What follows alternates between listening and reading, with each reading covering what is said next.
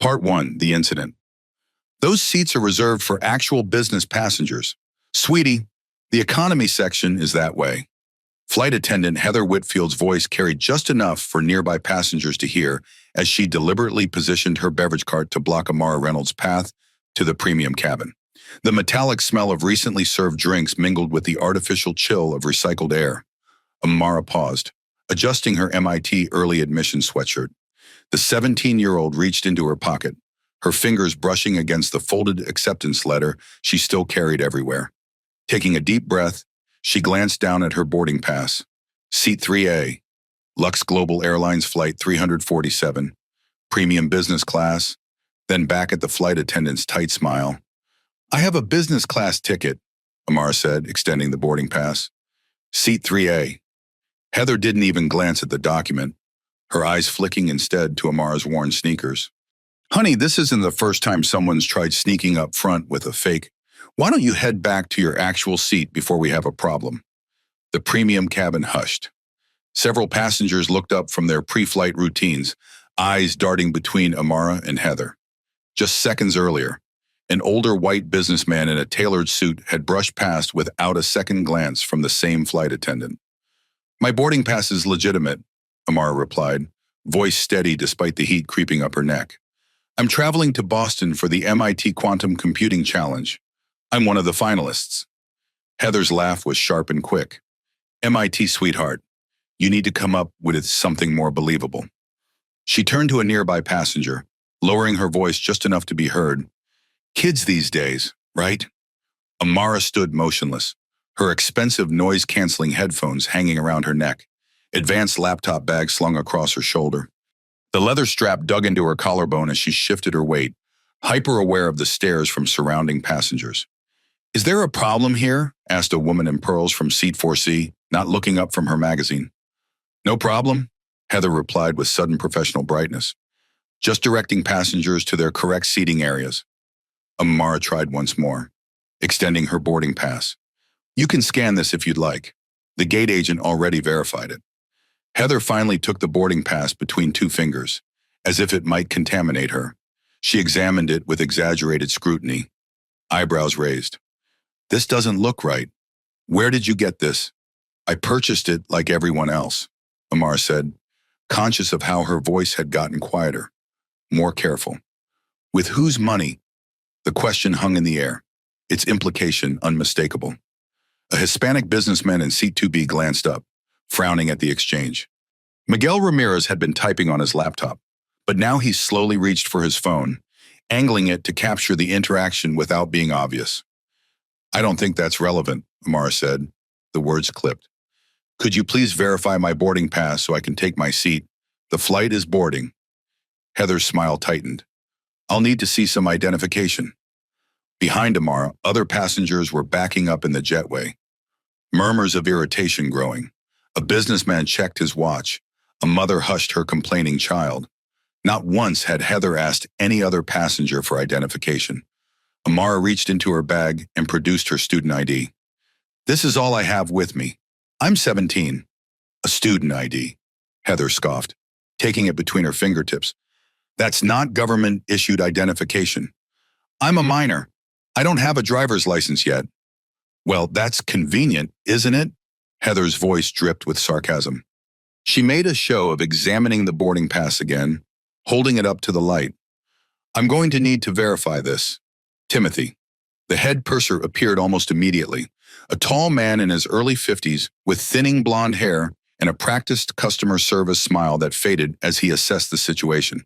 A young black girl being questioned in the premium cabin entrance. "What seems to be the issue?" "Heather," Timothy Walsh asked, automatically positioning himself beside his colleague, creating a wall of authority. "Possible fraudulent boarding pass. Claims she belongs in business class." Timothy's eyes swept over Amara, taking in her sweatshirt, her composed demeanor, and making the same assumptions Heather had. "Young lady, where are your parents?" "They're not traveling with me, Fayin. I'm flying to Boston for an academic competition." Miguel Ramirez in 2B had his phone positioned more obviously now, recording the escalating situation. His screen showed an Instagram live session beginning, viewers already joining to witness the scene. Unaccompanied minors need to be processed differently, Timothy stated with unearned authority. I'm 17, Amara repeated, shifting her laptop bag. Your airline policy states that passengers 15 and older can travel independently without unaccompanied minor procedures. Timothy and Heather exchanged quick glances. This girl knew the rules better than they expected. Well, Timothy said, his tone hardening, we still need to verify the authenticity of your boarding pass. We've had issues with people sneaking into premium cabins lately. As he spoke, 3 more white passengers were waved through to business class without a single document check. Miguel's Instagram live counter ticked up 782 viewers. Comments scrolled rapidly. What am I watching? Is this for real? They're profiling her, Amara maintained her composure. I understand your need to verify. Could you please scan my boarding pass? That should confirm everything. Timothy took the boarding pass, holding it at arm's length. We'll need to check this at the gate desk. In the meantime, you'll need to wait here or take a seat in economy until we sort this out. The gate agent already verified it when I boarded, Amara pointed out, a slight edge entering her voice. Well, we're verifying it again, Timothy snapped, his customer service veneer cracking. Heather, please watch this area while I check with the gate. As Timothy walked away with her boarding pass, Amara stood perfectly still in the liminal space between cabins, acutely aware of every eye on her. Miguel's live stream viewer count passed 1,500, comments flooding in faster than anyone could read. You can wait in economy, Heather suggested with thinly veiled satisfaction. If everything checks out, which I doubt, we can move you later. Amara politely stood her ground. I'd prefer to wait for verification. I don't want to have to move twice. Heather's expression hardened. Suit yourself. Just stay out of the way of legitimate passengers. The recycled air felt suddenly thicker. Charged with tension, Amara's phone buzzed in her pocket, probably her father checking on her. She'd texted him earlier about boarding without incident, a statement that had quickly become untrue. 3 rows away. Miguel's live stream caption now read, watching racial profiling happen in real time on Lux Global Flight. His viewer count hit 2,000 and climbing. Escalation, false accusations. Timothy Walsh returned 5 minutes later. Amara's boarding pass clutched in his fist and a slight frown on his face. The jetway had closed. All other passengers seated, with only Amara still standing in the galley area, her laptop bag clutched in front of her like a shield. The gate agent remembers checking your boarding pass, Timothy admitted reluctantly, the words seeming to pain him. But we need to verify your identity more thoroughly. Do you have any other form of ID? A passport, perhaps? I've already shown you my student ID, Amara replied calmly. As a minor traveling domestically, I'm not required to show government ID according to TSA regulations. Timothy's eyebrows rose slightly, annoyance flashing across his face. Young lady, I've worked these flights for 15 years. I think I know the procedures better than you do. I'm simply stating the published TSA policy, Amara said. I researched the requirements before traveling alone. A bead of sweat trickled down Timothy's temple, despite the cabin's aggressive air conditioning. Miguel Ramirez continued his live stream, now angling to capture both Amara's composed face and Timothy's increasingly frustrated expression. His viewer count had surpassed 5,000, the comments section exploding with outrage. These documents could be fake, Timothy declared, waving her boarding pass. We've had issues with people trying to access premium cabins fraudulently. A white woman in her 60s leaned forward from her seat. Excuse me, but I've been on 3 flights this week, and I've never seen anyone's boarding pass questioned like this after they've already boarded. Timothy ignored her completely, focusing on Amara. What's in the laptop bag? My computer and some study materials for the competition, Amara replied, her finger absently tracing the MIT logo on her sweatshirt. I'll need to see them. You're asking to search my personal belongings now. Amara's voice remained steady, but her fingers tightened slightly on the bag strap. May I ask why security protocols? Timothy answered vaguely. We need to ensure that I'm not doing what exactly, Amara interrupted. Using a computer on an airplane like dozens of other passengers. Timothy's face flushed red, starting at his neck and crawling upward. Don't get smart with me, young lady. I'm trying to ensure the safety of everyone on board. Whispers rippled through the cabin. Several passengers had their phones out now, recording the escalating situation. The hashtag Lux Global Shame was already forming in comment sections. Miguel's live stream captured a telling moment, a white teenage boy approximately Amara's age settling into a premium seat without question, his earbuds in, completely ignored by the same flight attendants scrutinizing Amara.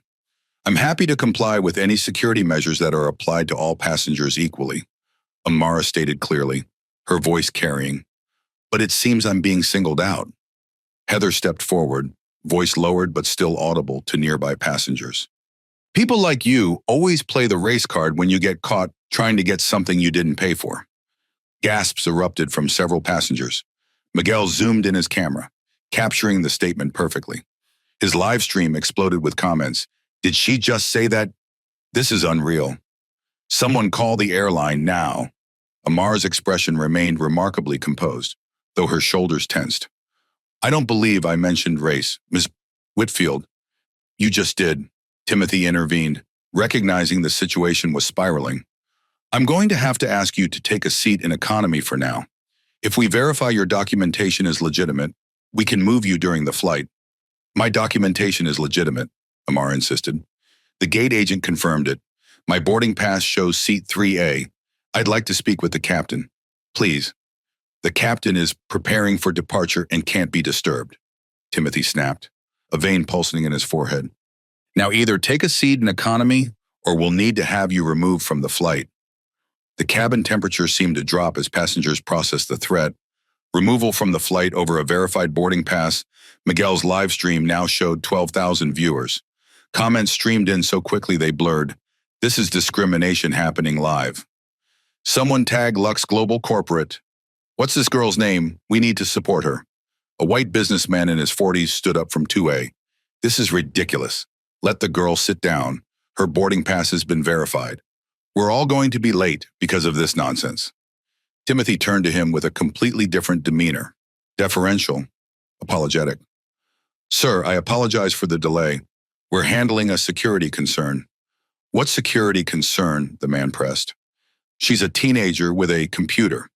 The plane is full of people with computers. Sir, with all due respect, you don't understand the situation. I understand exactly what I'm seeing, the businessman replied coldly, then sat back down, pulling out his own phone to record. Heather leaned toward Timothy, whispering just loud enough for Amara to hear, call security. Now. Timothy nodded slightly and moved toward the aircraft phone. Amara stood perfectly still, her MIT sweatshirt suddenly feeling too warm under the cabin lights and scrutiny. Her phone buzzed again in her pocket. Her father would be wondering why she hadn't texted that they'd taken off. Soon he would realize something was wrong. Crisis Point Security called. Security has been notified, Timothy announced with poorly concealed satisfaction. Returning from the aircraft phone, they'll be here momentarily to assist with the situation. The overhead bins creaked as the plane shifted at the gate.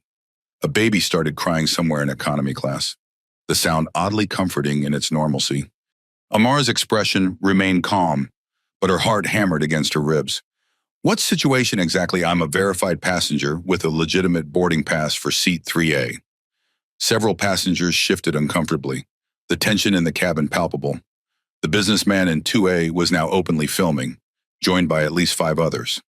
Miguel's Instagram Live had reached 15,000 viewers, comments flooding in faster than anyone could track. The captain has final authority over who flies, Timothy stated, as if reading from a manual. And right now, there are concerns about your documentation and behavior. What behavior? Asked the elderly woman who had spoken up earlier. All I've seen is a young lady standing her ground politely while being harassed. Timothy ignored her again, focusing on Amara. When security arrives, I suggest you cooperate fully. Any resistance will only make your situation worse.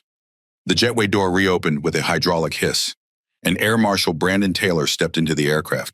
Tall, broad-shouldered, with close-cropped hair and an expression that defaulted to suspicion, he moved with practiced authority toward the galley where Amara stood.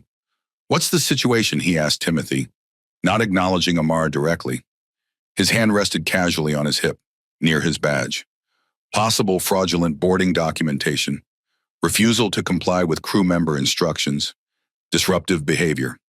Each false accusation hung in the air, unchallenged as Brandon nodded, accepting the crew's version without question. I haven't been disruptive, Amara finally interjected.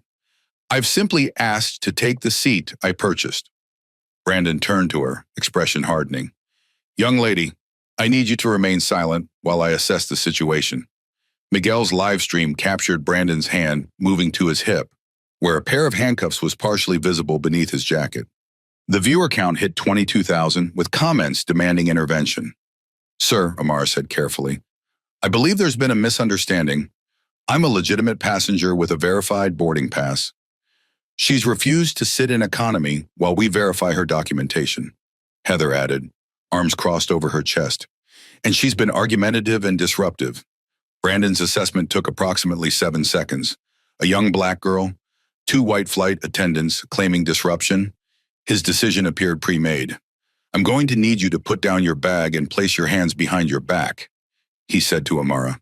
A collective intake of breath from nearby passengers. The situation had escalated from questioning to potential restraint in minutes.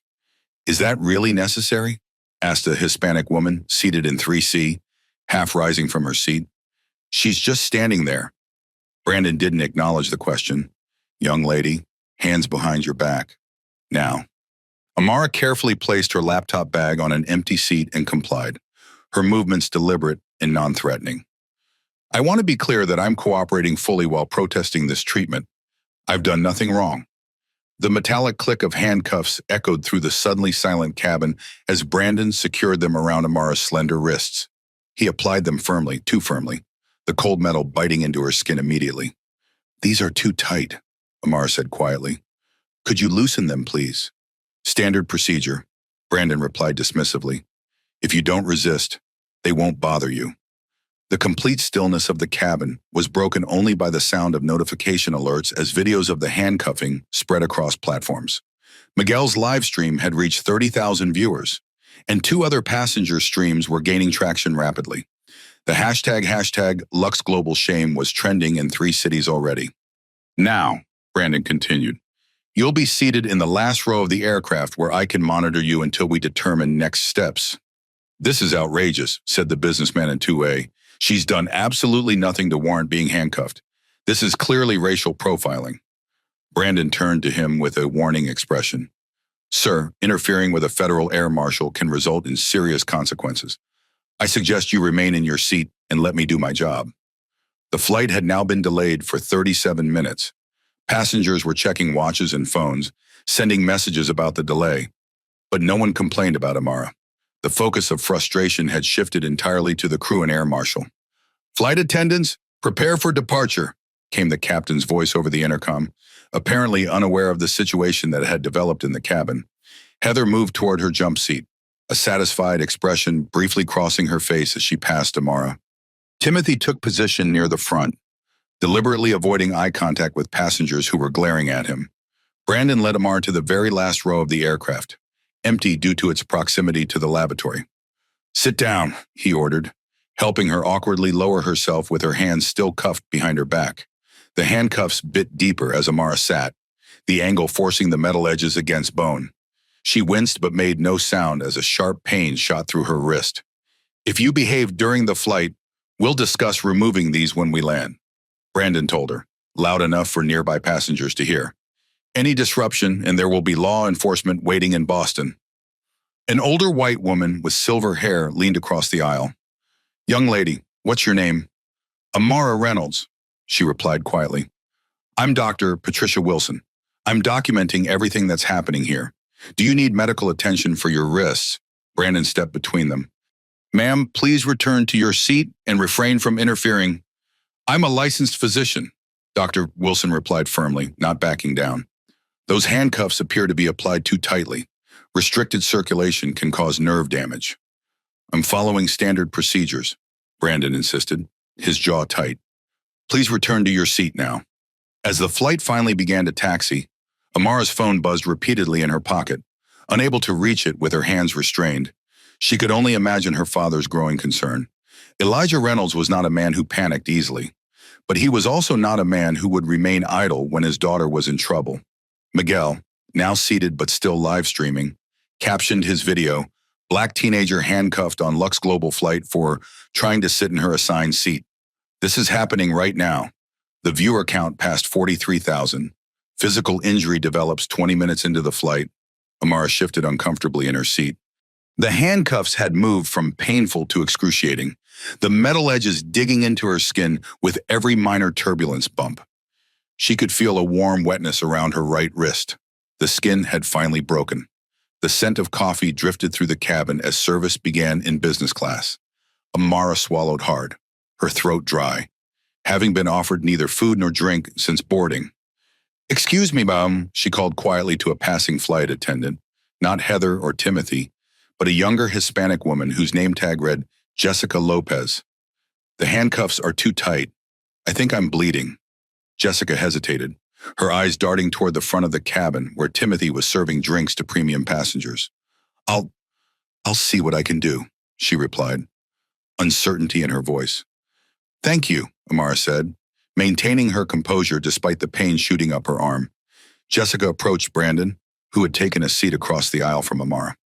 Their conversation was brief and one-sided, with Brandon dismissing her concerns with a curt headshake and a wave of his hand. Jessica returned, her expression apologetic. "He says it's standard procedure, and he can't adjust them in flight." "I understand," Amara replied, shifting again to try to relieve the pressure. "Could you please note in your report that I requested relief from restraints that were causing injury, and that request was denied?" Jessica blinked, surprised by the teenager's precise language and presence of mind. "Yes, I'll make a note of that." Wilson leaned across the aisle again. "Young lady, can you make a fist with both hands, open and close your fingers?" Amara tried, wincing as the movement caused the metal to cut deeper. "The right hand is becoming difficult to move." "That's nerve compression," Dr. Wilson stated loudly enough for surrounding passengers to hear. "These restraints need to be loosened immediately to prevent permanent damage." Brandon stood up. "Ma'am, this is the final warning to return to your seat and stop interfering." "I am in my seat," Dr. Wilson replied evenly. "And as a medical professional, I'm documenting potential injury being inflicted on a minor. Would you prefer I address my concerns to the captain directly?" A small rivulet of blood had begun to trickle from beneath the metal cuff, staining the sleeve of Amara's MIT sweatshirt. The crimson spread slowly against the gray fabric, creating an undeniable visual testament to her treatment. Miguel zoomed his camera in on the bloodstain, his live stream now reaching 65,000 viewers. Comments flooded in with increasing urgency. "She's bleeding. This is assault on a minor. Someone help her." "Sir," Amara addressed Brandon directly, her voice remarkably steady. "The handcuffs are too tight. I'm bleeding." "Stop resisting and they won't hurt," Brandon replied automatically, though Amara hadn't moved or resisted in any way. "I'm not resisting," Amara stated clearly, a slight tremor in her voice the only indication of her pain. "I haven't moved. The cuffs were applied too tightly initially, and they're cutting into my skin." Several passengers had unbuckled to get a better view of the situation. The blood stain on Amara's sleeve had grown to the size of a quarter, impossible to ignore. "This is absolutely unacceptable," said a middle-aged white woman, rising from her seat. "You've restrained a minor to the point of injury." Brandon stood up. "Ma'am, return to your seat immediately or face consequences." "Are you threatening passengers now too?" asked another voice from across the aisle. "First you handcuff a teenager for nothing, and now you're threatening paying customers." The situation was spiraling. 3 separate live streams were now broadcasting the scene, with combined viewership approaching 100,000. The hashtag #LuxGlobalShame had been joined by hashtag Amara Reynolds and hashtag FlyingWhileBlack, all trending nationally. Jessica Lopez returned with a first aid kit, her expression troubled as she saw the blood. "I need to address this injury," she said to Brandon, with more firmness than before. "That's not necessary," Brandon insisted, but his confidence was visibly wavering. "It's company policy to treat any visible injury to a passenger." Jessica countered. "I'm required to document and treat it." Brandon hesitated, aware of the dozens of phones recording his every response. "Fine, but the restraints stay on." Jessica knelt beside Amara's seat. "I'm going to try to place some gauze between the cuff and your wrist," she explained quietly. "This might hurt a bit." "Thank you," Amara replied, still maintaining her remarkable composure. As Jessica carefully worked to slide a thin piece of gauze under the metal, the extent of the injury became visible to nearby passengers. The handcuff had cut a clean line into Amara's skin, the wound approximately an inch long and deep enough to continue bleeding steadily. "That's going to need stitches," Dr. Wilson commented, documenting the injury with her phone. "The placement over the radial nerve is particularly concerning." Jessica finished applying the gauze, but it quickly became saturated with blood. "This isn't working," she admitted. "The cuff needs to be loosened." Brandon remained unmoved. "That's not happening during the flight." A collective outrage swept through the cabin. Passengers who had been silent now joined the chorus of protests. "This is cruel and unusual punishment. She's a minor bleeding in handcuffs. What crime has she even committed?" Amara's phone continued to buzz intermittently in her pocket. The screen periodically illuminated through the fabric, showing Dad on the caller ID. With each passing minute, Elijah Reynolds would be growing more concerned, making more calls, leveraging more resources. What nobody on the flight yet realized was exactly who Elijah Reynolds was, or what was already being set in motion as his daughter's blood stained her sleeve at 30,000 feet. Countdown to revelation.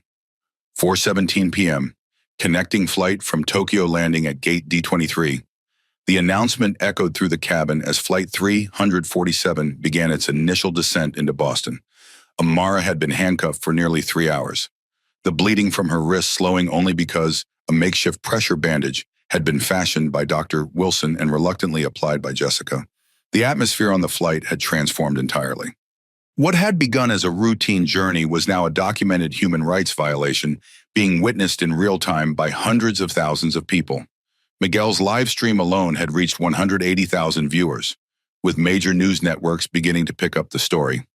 "Would you like me to try to answer your phone?" Dr. Wilson asked Amara, having noticed the repeated calls.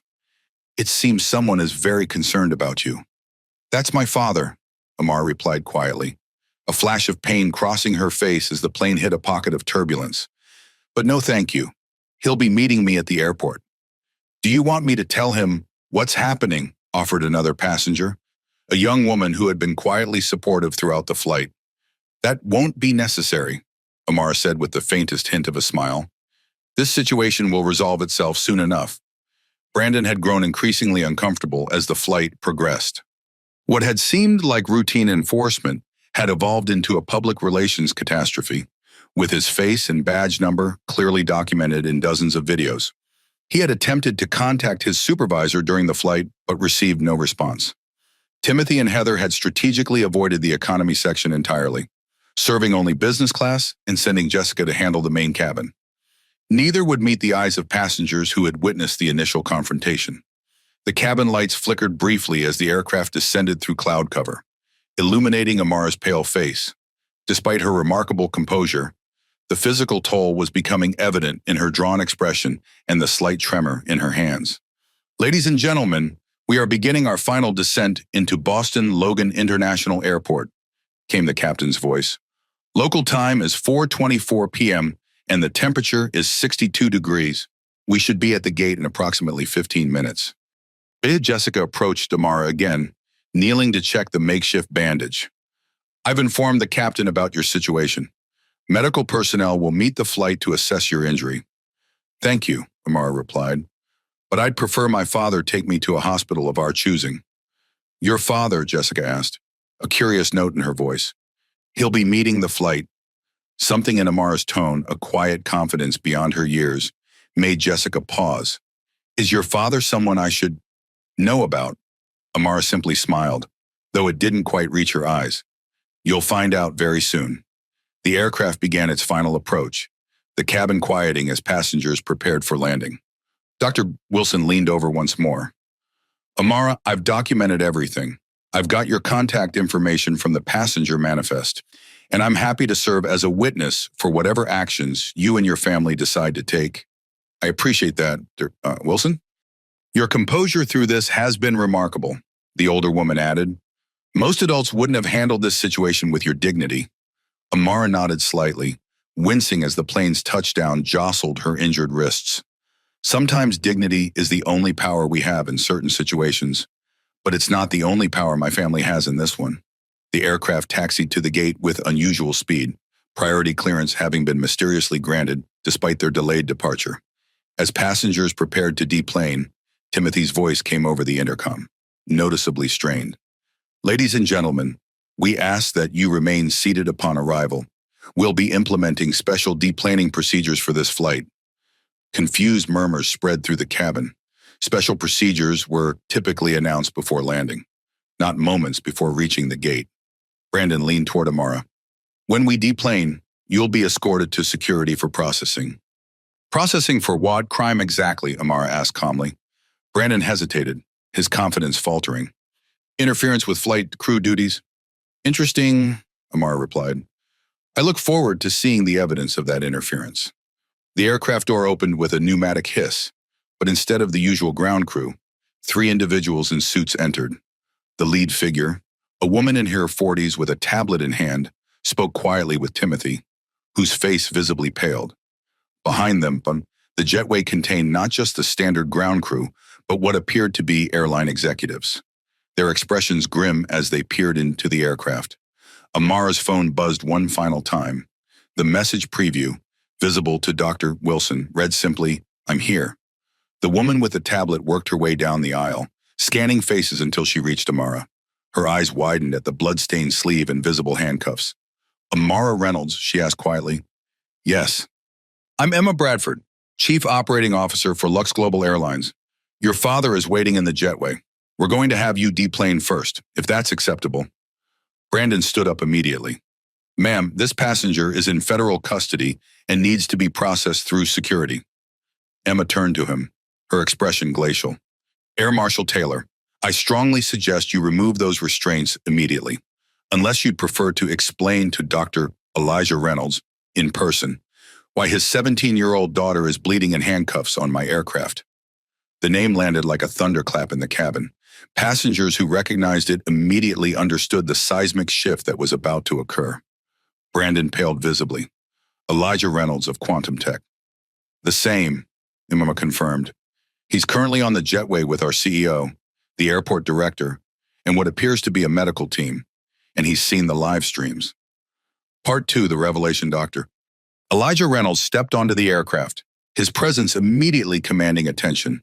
His impeccably tailored suit showed no sign of wrinkles despite the transatlantic flight he'd just left.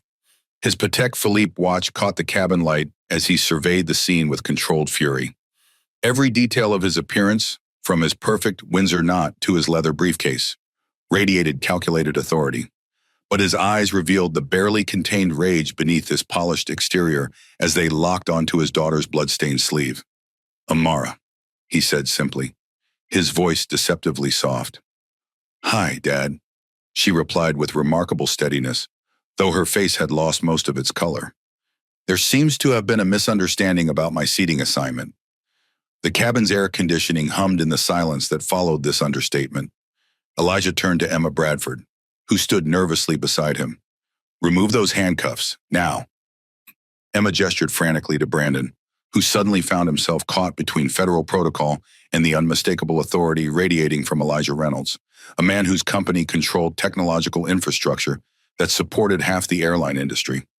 Sir, Brandon began, his voice cracking slightly. There are procedures. Air Marshal Taylor. Elijah cut him off. You have exactly 5 seconds to remove those restraints from my daughter before I make a single phone call that will end your career. 1. Brandon fumbled with his keys, dropping them once before retrieving them with shaking hands. 2. The entire cabin held its breath. 3. Brandon unlocked the handcuffs with trembling fingers, revealing the raw, bleeding wounds they had created. Elijah knelt beside Amara, his composed exterior cracking slightly as he examined her injuries. His fingers gently supported her wrists, the contrast between his tender assessment and the fury in his eyes creating an almost unbearable tension in the cabin. Who authorized this? He asked, his voice barely above a whisper as he looked at the lacerations. I did, Brandon admitted. His earlier confidence evaporated. Based on reports from the flight crew about disruptive behavior. Elijah's gaze swept over Timothy and Heather, who had appeared at the front of the cabin, their faces drained of color. Disruptive behavior, he repeated, each syllable precisely enunciated. I'd like to understand exactly what behavior warranted restraining my 17-year-old daughter to the point of physical injury. Timothy stepped forward, attempting damage control. Sir, there was confusion about her boarding pass and seating assignment. Was her boarding pass valid? Elijah interrupted. Well, yes, but was her seat assignment confirmed? Yes, but there were concerns about what concerns specifically. Elijah's question sliced through the air. Timothy faltered, sweat beading on his forehead.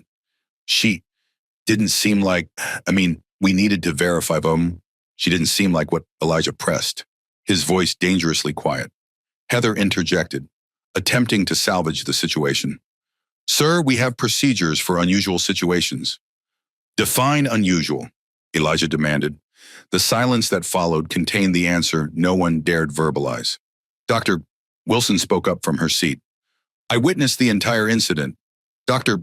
Reynolds, your daughter was profiled from the moment she attempted to enter the premium cabin. Her boarding pass was questioned when no one else's was. She was accused of fraud without evidence, handcuffed without justification, and denied medical attention despite visible bleeding. Miguel stood as well, his phone still broadcasting. I have the entire incident documented. Sir, from the initial confrontation to this moment, over 200,000 people have watched it happen in real time. Elijah nodded slightly, then turned to Emma Bradford. Your airline was seeking a $175 million investment from Quantum Tech for your fleet modernization program. Correct. Emma's face went even paler. Yes, that's correct. Dr. Reynolds? Consider those discussions permanently terminated, he stated calmly. Now my daughter needs medical attention. I've brought our family physician to assess her injuries before we transport her to Massachusetts General. A distinguished older man in a suit stepped onto the aircraft, medical bag in hand. Dr. Reynolds, Emma pleaded, perhaps we could discuss this privately. There is nothing to discuss, Elijah replied with finality. What requires immediate attention are my daughter's injuries, followed by what I anticipate will be extensive legal proceedings against your airline, these specific employees, and the Federal Air Marshal Program. He turned to the passengers, many of whom were recording this exchange. I want to thank those of you who advocated for my daughter when she was being mistreated. Your humanity and moral courage stand in stark contrast to the behavior of these professionals who should have known better. Brandon attempted one final justification. Sir, I was following standard security protocols. Protocols that resulted in a minor bleeding in handcuffs for attempting to sit in her assigned seat. Elijah's voice remained steady, but carried throughout the now silent cabin. I look forward to reviewing those protocols in federal court. The family physician knelt to examine Amar's wrists, his expression grim.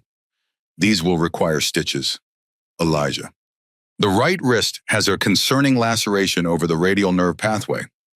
Amara winced slightly as he cleaned the wound with an antiseptic wipe, the first sign of pain she displayed throughout the ordeal.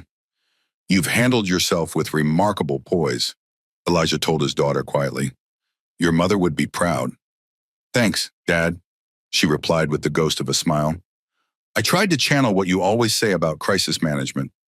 The family physician carefully bandaged Amar's wrists, the temporary dressings barely containing the bleeding. We need to get her to proper medical facilities quickly. Emma Bradford, desperately attempting to regain some control of the situation, addressed the cabin. Ladies and gentlemen, we sincerely apologize for the delay in deplaning. We'll begin the process momentarily, starting with those needing special assistance. I believe that's us, Elijah stated, helping Amar to her feet. She swayed slightly, the blood loss and stress finally taking their toll. Elijah turned to the airline executives crowding the jetway. My lawyer will be contacting your general counsel within the hour. I suggest you preserve all evidence related to this incident, including training materials, employee records, and communication logs. As Elijah guided Amar toward the exit, passengers spontaneously began to applaud. Not polite, end-of-flight applause, but the thunderous acknowledgement of justice finally arriving.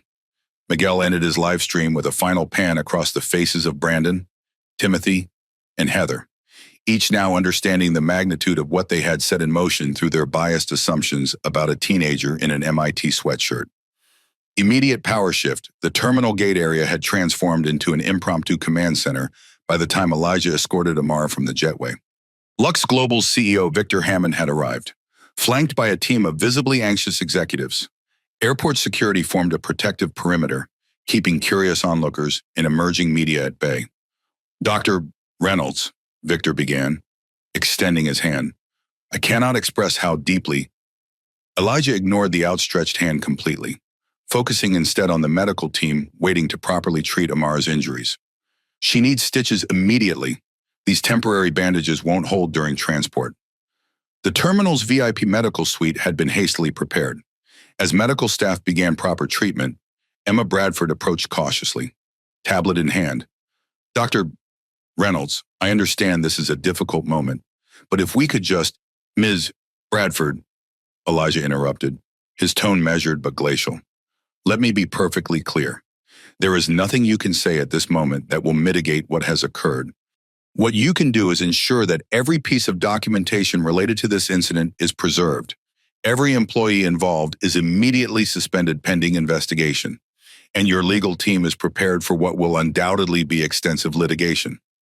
Emma swallowed hard, her throat clicking audibly in the tense silence. "Of course, I just thought you should know that we've already placed the flight attendants and Air Marshal Taylor on administrative leave effective immediately." "Administrative leave," Elijah repeated, the inadequacy of the response hanging in the air. "My 17-year-old daughter was publicly humiliated, falsely accused, physically restrained, and injured severely enough to require stitches, all for attempting to sit in a seat she legitimately purchased. And your response is administrative leave." Victor Hammond stepped forward, desperation evident in his expression.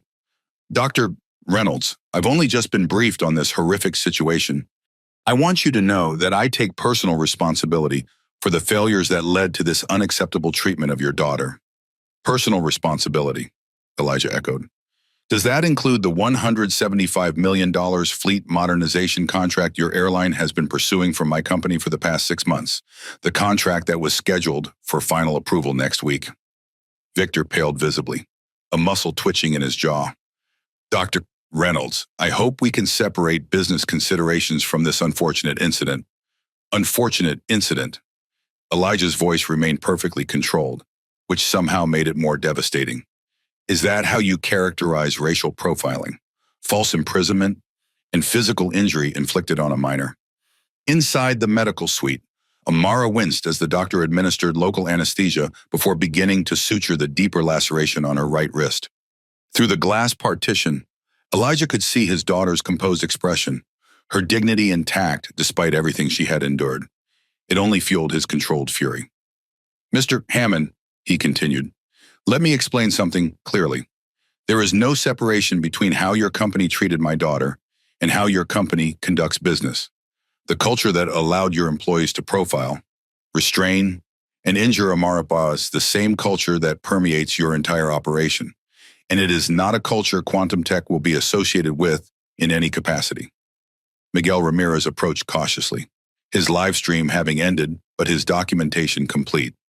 "Dr. Reynolds, I captured everything from the initial confrontation through the handcuffing and injury. I'd like to make sure you have access to the complete record." Elijah nodded. "Thank you, Mr. Ramirez." "Miguel Ramirez." "Thank you, Mr. Ramirez. Your willingness to document this situation may prove invaluable. My team will contact you for the footage." Other passengers from the flight had gathered nearby, many offering their contact information as potential witnesses. Dr. Wilson had already provided her detailed medical observations and personal recording of the incident. Emma checked her tablet, her expression growing increasingly alarmed. "Dr. Reynolds, I think you should know that the social media situation is extensive. Your daughter's name is trending nationally, and the footage has been viewed over 1 million times across platforms." "I'm aware," Elijah replied. "My team has been monitoring the situation since the first live stream appeared, which was approximately 3 hours before anyone from your airline bothered to notify the captain about a bleeding minor in handcuffs on his aircraft." Brandon Taylor stood awkwardly at the periphery, his authority diminished, but his presence still officially required until formal dismissal procedures could be implemented. He had changed from assertive to apologetic, with whiplash speed once Elijah's identity became clear. Sir, he ventured, I want to express my personal regret for... Save it for your deposition. Elijah cut him off. Your apology means nothing to me or to my daughter. What matters is accountability. And I assure you, there will be extensive accountability for everyone involved in this situation. The doctor emerged from the medical suite, removing his latex gloves with a snap. The sutures are complete, 8 in total on the right wrist, 5 on the left. The nerve pathway appears undamaged, but we'll want to monitor for any sensory or motor changes over the coming weeks.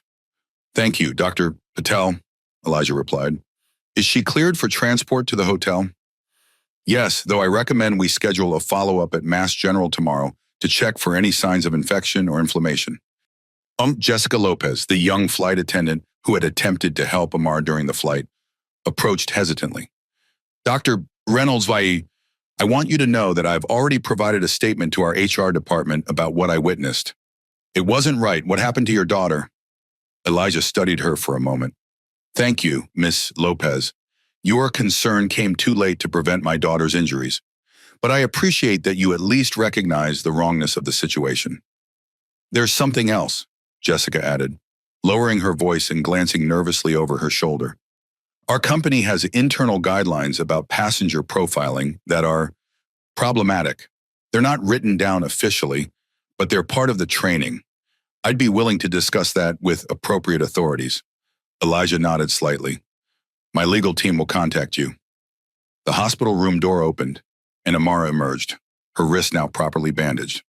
Despite everything she had endured, she carried herself with remarkable poise, her expression composed though tired. How are you feeling? Elijah asked quietly. I've been better, she replied with a small smile that didn't reach her eyes. But I'm okay.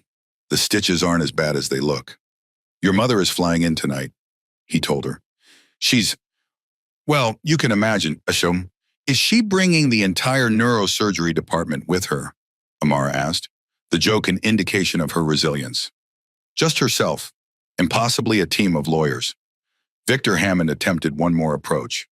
Miss Reynolds, on behalf of Lux Global Airlines, I want to extend our most sincere... Mr. Hammond, Amara interrupted with remarkable poise for a teenager addressing a CEO. I appreciate that you have a job to do, but right now I'd like to leave this airport, have something to eat, and process what's happened. Your apology, sincere or not, doesn't change the fact that your employees profiled me, falsely accused me, restrained me, and injured me, all because they couldn't believe someone who looks like me belonged in business class.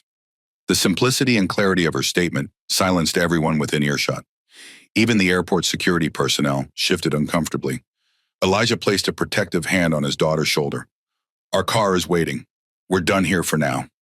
As they walked toward the terminal exit, Emma Bradford made one final desperate attempt.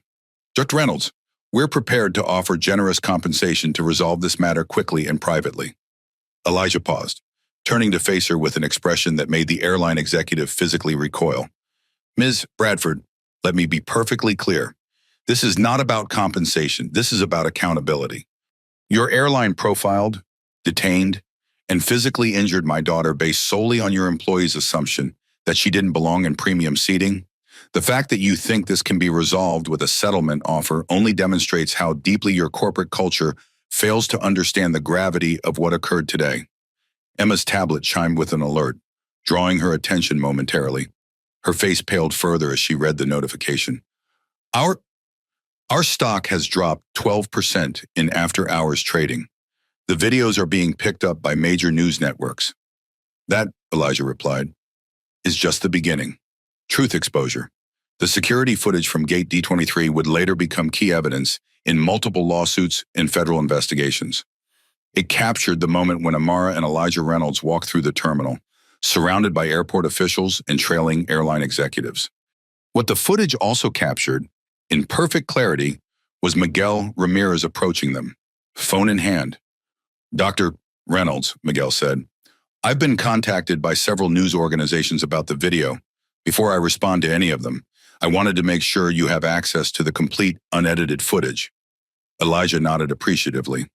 That's very thoughtful. Mr. Ramirez, I'd be grateful for the original files. Miguel transferred the files directly to Elijah's phone, then hesitated before adding, "There's something else you should see." Other passengers shared their recordings with me during the flight. He scrolled through his gallery and played a clip that hadn't been part of his live stream, a close-up of Heather Whitfield leaning toward Timothy Walsh early in the confrontation, clearly saying, "These people always try to sneak into premium. Make an example of her." Elijah's expression remained unchanged, but something shifted in his eyes, a dangerous flicker quickly controlled. "Thank you for bringing this to my attention. This will be extremely relevant." Miguel nodded, lowering his voice. "There's more. After your daughter was handcuffed, I recorded Timothy Walsh telling another flight attendant, 'This should teach them to know their place.' I believe he was unaware I understand English." Amara, standing beside her father with bandaged wrists, maintained her composure, but the slight stiffening of her shoulders revealed the impact of hearing these explicit confirmations of what she had already understood implicitly. "Mr. Ramirez," Elijah said quietly, "would you be willing to provide formal testimony about what you witnessed?" Without hesitation, Miguel replied, "What happened today was wrong on every level. I've already received calls from 3 major networks and several online news platforms. I would appreciate if you directed those inquiries to this number." Elijah handed him a business card. "My communications team will coordinate appropriate responses." As Miguel stepped away, Dr. Patricia Wilson approached, her expression concerned as she examined Amara's bandaged wrists. "How are the sutures holding up?" "They're okay," Amara replied. "The doctor says they should heal without significant scarring. I've documented everything from a medical perspective," Dr. Wilson assured them, pulling out her own business card. "The unnecessary force, the denied requests for loosening the restraints, the delayed medical attention. It's all clear-cut medical negligence at minimum. Potentially assault?" "Thank you, Dr. Wilson," Elijah said. "Your professional assessment will be invaluable." Other passengers from the flight had gathered, forming an impromptu witness coalition. A businessman handed Elijah his card. "Robert Davies, attorney. I was in seat 14C and recorded everything from my perspective. What I witnessed was textbook discrimination and false imprisonment. I was in business class," added an elderly woman. "They never questioned a single white passenger's boarding pass. Not one, only your daughter." Each testimonial added another layer to the comprehensive documentation of what had transpired on Flight 347. What might have once been dismissed as an isolated incident or a misunderstanding was now irrefutably established through dozens of independent recordings and eyewitness accounts. As the group moved toward the terminal exit, they encountered an unexpected figure, Jessica Lopez, still in her flight attendant uniform, appearing to have made a significant decision. "Dr. Reynolds," she said, her voice quiet but determined, "I've submitted my resignation to Lux Global effective immediately, and I've brought this." She held up a USB drive. "It contains our training materials. There's a section called Passenger Verification Protocols that includes profiles of passengers requiring additional scrutiny. The criteria are, they're essentially racial and ethnic profiles disguised as security measures." Elijah accepted the drive, understanding immediately its potential significance. "This was very brave of you, Ms. Lopez." "It wasn't brave," she replied, shaking her head. "It was necessary. I've been uncomfortable with these practices since I started, but I needed the job. Today showed me that keeping quiet makes me complicit." As Jessica walked away, Emma Bradford reappeared, her tablet now displaying news headlines about the incident. "Dr. Reynolds, our CEO would like to discuss immediate remediation steps. We're prepared to implement comprehensive reforms." "The time for internal remediation has passed," Elijah interrupted. "What's required now is external accountability. Your airline had every opportunity to prevent this situation and failed at every level." Victor Hammond himself approached, accompanied by a man in an expensive suit who was clearly the company's legal counsel. "Dr. Reynolds, I understand your position, but I believe we can find a path forward that addresses your concerns while—" "Mr. Hammond," Amara spoke up, her voice calm but carrying surprising authority for a 17-year-old. "Your employees saw a young black woman attempting to sit in premium class and immediately assumed I didn't belong there. They questioned my documentation when they questioned no one else's. They accused me of fraud without evidence. They had me handcuffed so tightly that I required stitches. And they denied me medical attention even when I was visibly bleeding. She held up her bandaged wrists. These injuries didn't happen because of a policy failure or a training gap. They happened because your employees couldn't believe someone who looks like me belonged in business class. That's not something you can fix with a policy change or a settlement offer. The terminal had grown silent. Passengers and airport staff alike pausing to witness this extraordinary moment. A teenager holding a Fortune 500 CEO accountable with poise and precision. Victor Hammond had no response. His lawyer whispered something in his ear, but he simply nodded, acknowledging the truth of Amar's assessment. We'll be in touch through appropriate legal channels, Elijah concluded, guiding his daughter toward the exit where their driver waited. As they walked away, Amar spoke quietly to her father. They really thought they could make this disappear with money, didn't they? That's typically how it works, Elijah replied. Companies like Lux Global are accustomed to paying settlements that cost less than systemic change. But not this time, Amara stated rather than asked. No, her father confirmed. Not this time. Outside, a row of news vans had already assembled, reporters preparing for live broadcasts. Elijah's security team created a path through them to a waiting black Suburban with tinted windows. As they drove away from the airport, Amara finally allowed herself to lean back against the seat, the composed facade beginning to show its first small cracks. The adrenaline that had sustained her was ebbing, revealing the physical and emotional toll of the ordeal. Elijah noticed immediately. We don't have to do anything else today. Your mother will be here in a few hours. We can order room service, watch movies, and just process everything. Amara nodded, looking down at her bandaged wrists. I kept thinking about what you always say about crisis management. Your first response defines everything that follows. You handled yourself with extraordinary dignity, Elijah told her, the pride in his voice tempered with regret that she'd needed to demonstrate such composure under these circumstances. Far better than most adults would have. I knew that showing anger, even justified anger, would only reinforce their assumptions. Amara replied, her voice smaller now, more like the teenager she was. So I just kept thinking, document everything, maintain composure, wait for the right moment. Elijah's phone buzzed with incoming messages, his communications team updating him on the rapidly evolving media situation. The footage had gone viral across all platforms. Major networks were leading with the story. Lux Global's stock was in freefall. But none of that mattered at this moment. What mattered was his daughter, her bandaged wrists, and the trauma she had endured with remarkable strength. I'm so proud of you, he said simply, putting an arm around her shoulders. Amara leaned against her father, allowing herself, just for a moment, to be a 17-year-old who had experienced something terrifying rather than the poised young woman who had faced down corporate executives. Do you think anything will actually change? She asked quietly, her voice muffled against his shoulder. It will, Elijah promised, because we're going to make sure it does. Professional consequences begin. Amara rested in their hotel suite. Elijah Reynolds orchestrated a response that would reshape airline policies across the industry. In the hotel's business center, converted into a temporary command post, his team of executives, lawyers, and communications specialists assembled within hours of the incident. Status update, Elijah requested, his tone precise and measured as he paced the room, pausing occasionally to check his phone for updates from his wife. Sarah Johnson, Quantum Tech's chief legal counsel, responded first, her fingers flying across her laptop keyboard. We've filed emergency motions for evidence preservation with both federal court and the FAA. Lux Global has been legally served notice that all documents, recordings, communications, and training materials related to this incident must be preserved under penalty of federal obstruction charges.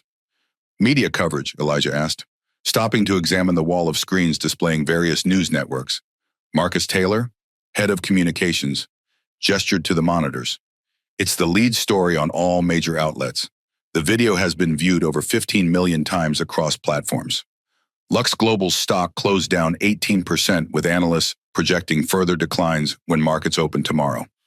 On one screen, a visibly uncomfortable Emma Bradford was attempting to defend Lux Global's actions to a skeptical CNN anchor, sweat visible on her forehead despite studio makeup. We take all passenger concerns seriously, she insisted, her corporate training failing her completely in the face of direct questions.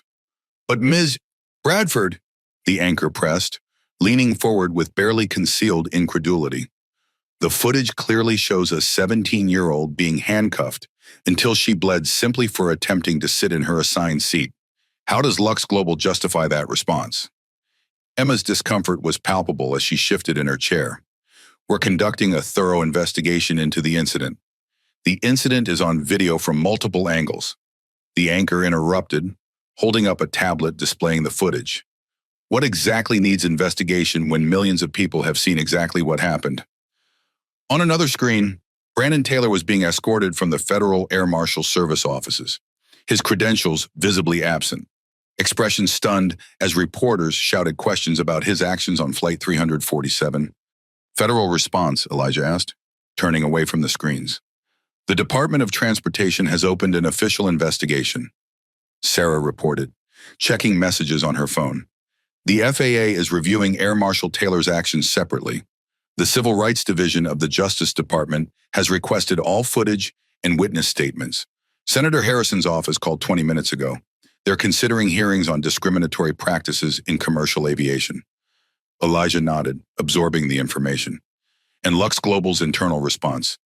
Predictable, Marcus replied, scrolling through his tablet. They've placed Heather Whitfield, Timothy Walsh, and Brandon Taylor on administrative leave. They've issued a standard corporate apology without admitting specific wrongdoing. Their legal team is attempting to frame this as an isolated incident rather than a systemic issue. They've offered a settlement figure that's frankly insulting. They still don't understand what they're facing, Elijah observed, checking his watch. Update on Amara. Dr. Patel, who had accompanied them from the airport, provided his assessment. She's physically stable. The sutures were properly placed and should heal without significant scarring. However, I'm concerned about potential psychological impacts. She's displaying remarkable composure, but traumatic events like this often manifest symptoms days or weeks later. Her mother arrives in 2 hours, Elijah noted, a brief smile crossing his face. Dr. Sophia Reynolds isn't just Amara's mother. She's one of the country's leading neurosurgeons and an expert on trauma responses. Between us, we'll ensure Amara receives whatever support she needs. His phone chimed with an incoming text. Elijah checked it, his expression shifting subtly. Victor Hammond is in the lobby requesting a meeting. The team exchanged glances, silently calculating the implications. Legally inadvisable, Sarah cautioned, closing her laptop. Anything said could impact future litigation. Agreed, Elijah replied. But this isn't about legal strategy. This is about making absolutely clear what will be required moving forward. 15 minutes later, Victor Hammond was escorted into a conference room adjacent to the business center. The airline CEO had clearly had a difficult day.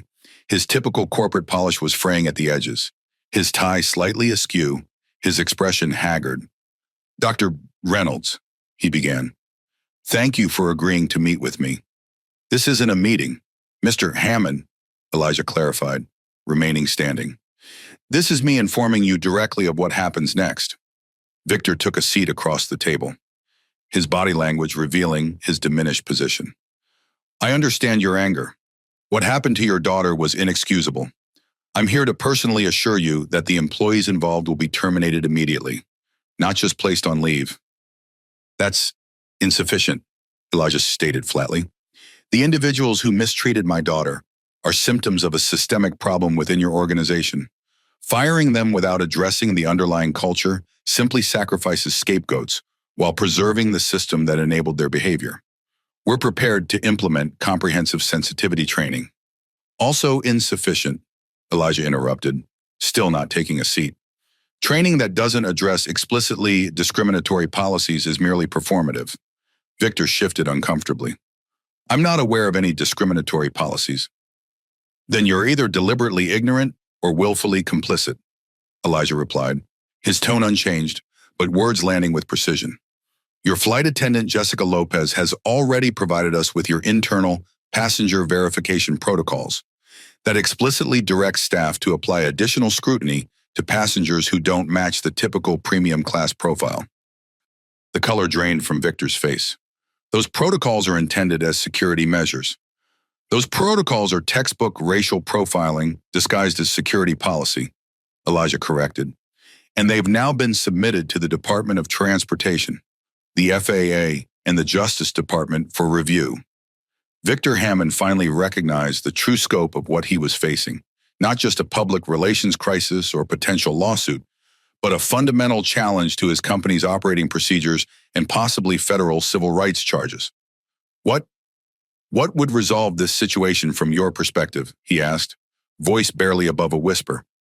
Resolution requires 3 elements, Elijah explained, his tone clinical. First, accountability, not just for individuals, but for the systemic failures. Second, remediation, not just for my daughter, but for everyone who has experienced similar treatment. Third, transformation, not superficial policy changes, but fundamental restructuring of how your airline approaches diversity, equity, and inclusion. That sounds extensive, Victor observed, loosening his collar with one finger. It is extensive, Elijah confirmed. Because the problem is extensive, you don't solve deeply embedded discriminatory practices with a press release and a training seminar. Victor attempted to reclaim some authority. Dr. Reynolds, while we're committed to addressing your concerns, there are business realities. Let me be clear about business realities. Mr. Hammond, Elijah interrupted, your stock has dropped 18% today. Your largest potential investor has terminated all discussions. You're facing federal investigations from multiple agencies. Major clients are already contacting my office about transitioning their corporate travel contracts away from Lux Global. You have exactly one path forward that doesn't involve bankruptcy proceedings within 6 months. The air conditioning hummed in the silence that followed, the soft whir punctuating Hammond's rapid breathing. What would that path look like? Victor finally asked, wiping his brow with a handkerchief. My legal team will send detailed requirements tomorrow, Elijah replied. But it begins with a complete external audit of all Lux Global policies, procedures, and training materials conducted by an independent civil rights organization. It continues with a significant financial commitment to both remediation for past victims and transformation of future practices.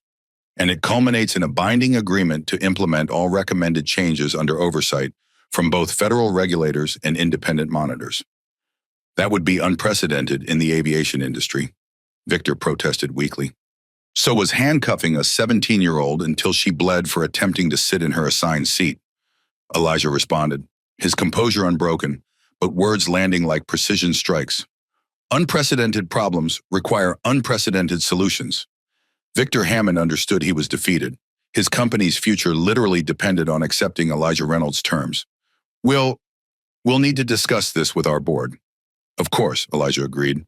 You have until noon tomorrow. After that, we proceed with comprehensive litigation and full cooperation with federal investigations.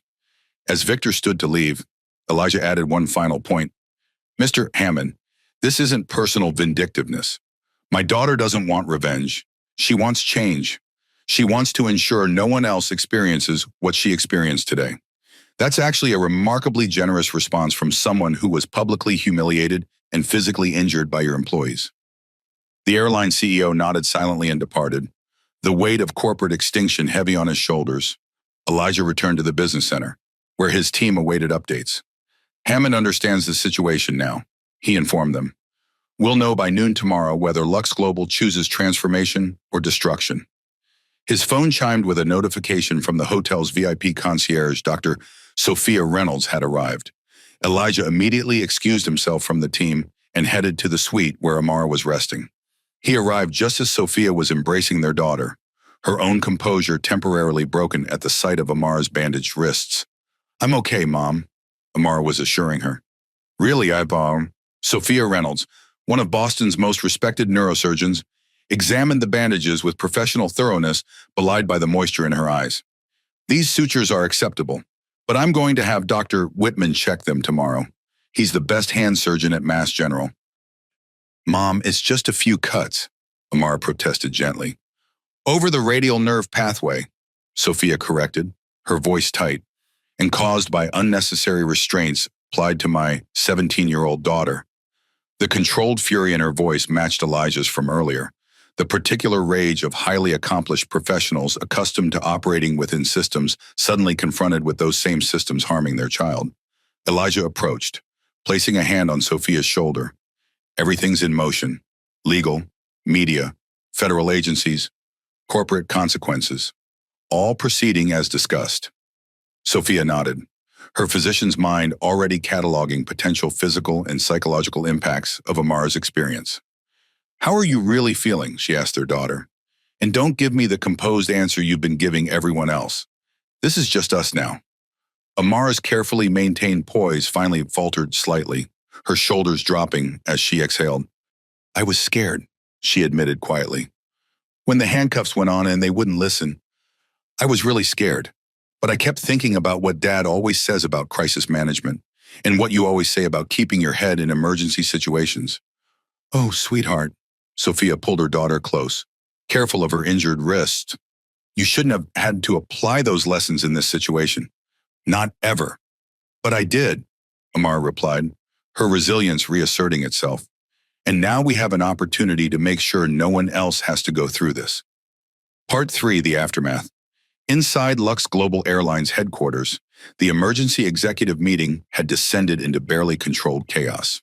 CEO Victor Hammond sat at the head of the conference table, his usual commanding presence diminished by the disaster unfolding across the wall of screens displaying plummeting stock prices, viral video views, and an endless stream of negative press.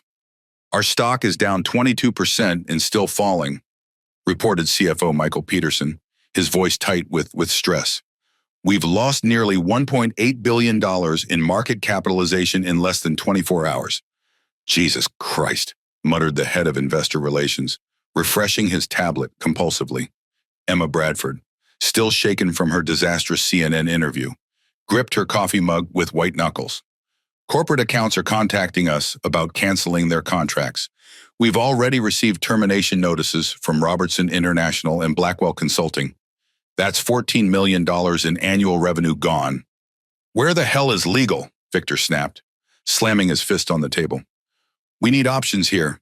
They're reviewing the Reynolds demands," Emma replied, "and they're extensive." Victor Hammond rubbed his temples, the magnitude of the crisis finally penetrating his corporate armor. "What are our options here, really?" Jennifer Morris, head of public relations, cleared her throat nervously. "We've drafted a more comprehensive apology statement." "An apology won't fix this," interrupted Sarah Donahue, general counsel, bursting into the room with a stack of documents. "We're potentially facing federal civil rights violations, negligence claims, assault and battery charges against our employees, false imprisonment litigation. Not to mention the racial profiling aspects," added James Wilson, diversity and inclusion officer who had been noticeably excluded from previous crisis meetings. "The optics are catastrophic. A 17-year-old black girl handcuffed until bleeding for trying to sit in her legitimately purchased business class seat, while white passengers boarded without question. The videos don't leave room for interpretation," Emma confirmed grimly, turning her laptop to show a particularly damning clip. "Multiple angles, clear audio, unedited footage. We can't claim misrepresentation." Victor's phone buzzed with a message from the board chairman requesting an immediate update. The pressure was mounting from every direction. "What about a settlement offer?" he suggested desperately. "Something substantial enough to make this go away quickly." Sarah Donahue shook her head. "I met with Dr. Reynolds last night. He made it abundantly clear that financial settlement alone won't resolve this. He's demanding structural changes, independent auditing of our policies, and ongoing oversight, essentially a complete overhaul of our approach to passenger profiling." "That's unreasonable," Victor protested, loosening his tie. "We can't allow an external party to dictate our security procedures." "With all due respect," James Wilson interjected, his frustration evident, "those security procedures are exactly what created this disaster. Our passenger verification protocols are textbook racial profiling disguised as security measures. I've been raising concerns about them for 2 years." The room fell silent as executives exchanged uncomfortable glances. "Is that true?" Victor finally asked. Turning to Emma, she shifted uncomfortably. "The protocols were designed to identify passengers who might be attempting to access premium services fraudulently. They include certain indicators that security personnel should watch for. Indicators based primarily on race and appearance," James clarified bluntly. Let's not pretend otherwise. We instruct our staff to apply additional scrutiny to passengers who don't match the typical premium class profile. What do you think that means in practice? Sarah Donahue closed her laptop with finality. It doesn't matter how we internally justify these policies.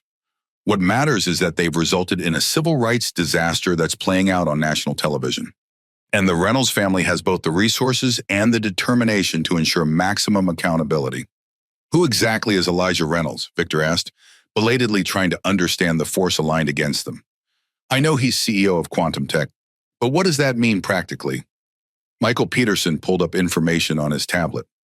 Quantum Tech is a $47 billion technology corporation specializing in aviation systems, quantum computing infrastructure, and artificial intelligence. They provide the reservation systems for 7 major airlines, including 2 of our largest competitors. Their quantum computing division supplies hardware to the Department of Defense, NASA, and most Fortune 100 technology companies. And Sophia Reynolds, Victor pressed, his face growing paler. Chief of Neurosurgery at Massachusetts General Hospital, former advisor to the Surgeon General, holds 14 patents on medical devices, and serves on the boards of 4 major healthcare companies. Emma reported, their combined net worth is estimated at $1.2 billion. Jesus, Victor muttered, slumping in his chair. The gravity of the situation settled over the room like a suffocating blanket. They weren't facing an average passenger who could be placated with vouchers or a modest settlement.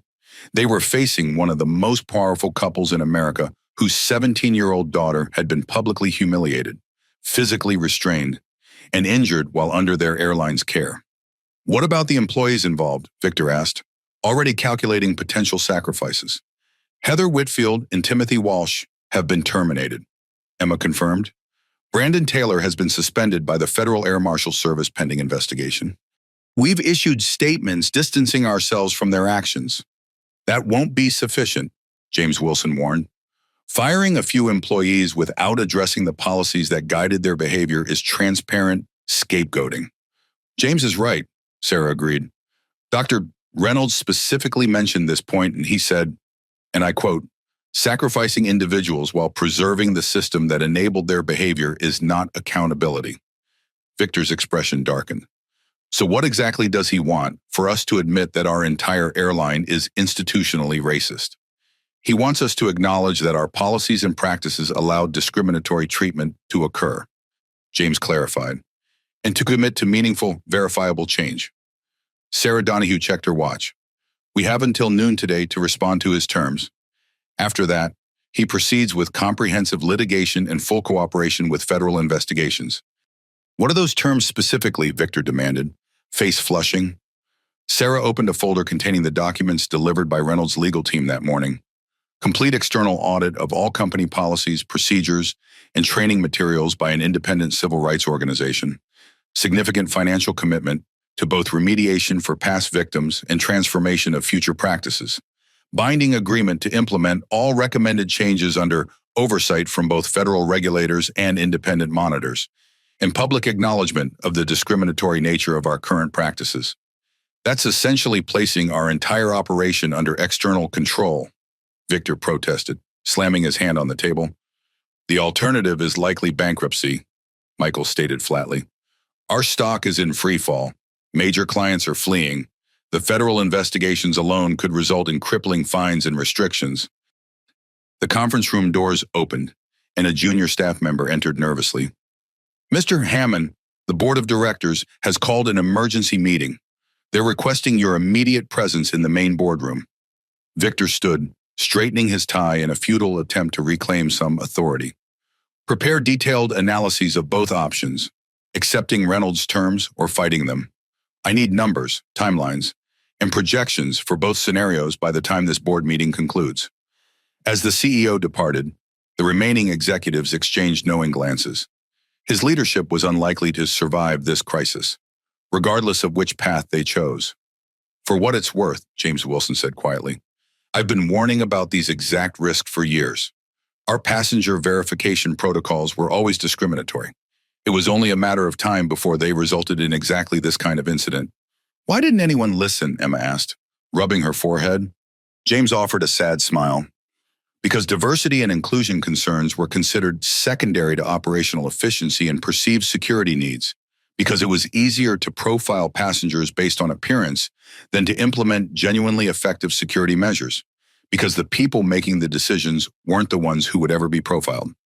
The uncomfortable truth hung in the air as the executives began preparing their analyses, knowing that whatever decision emerged from the board meeting would fundamentally reshape their company, if it survived at all. Reynolds' family decision. The presidential suite at the Four Seasons Boston had been transformed into a combination war room and family sanctuary. In the main living area, Elijah Reynolds conducted virtual meetings with his legal and communications teams while monitoring the evolving situation across multiple devices. In the adjacent bedroom, Dr. Sophia Reynolds carefully examined Amara's sutured wrists alongside Dr. Whitman, the hand specialist she had summoned from Massachusetts General Hospital. The nerve pathways appear uncompromised, Dr.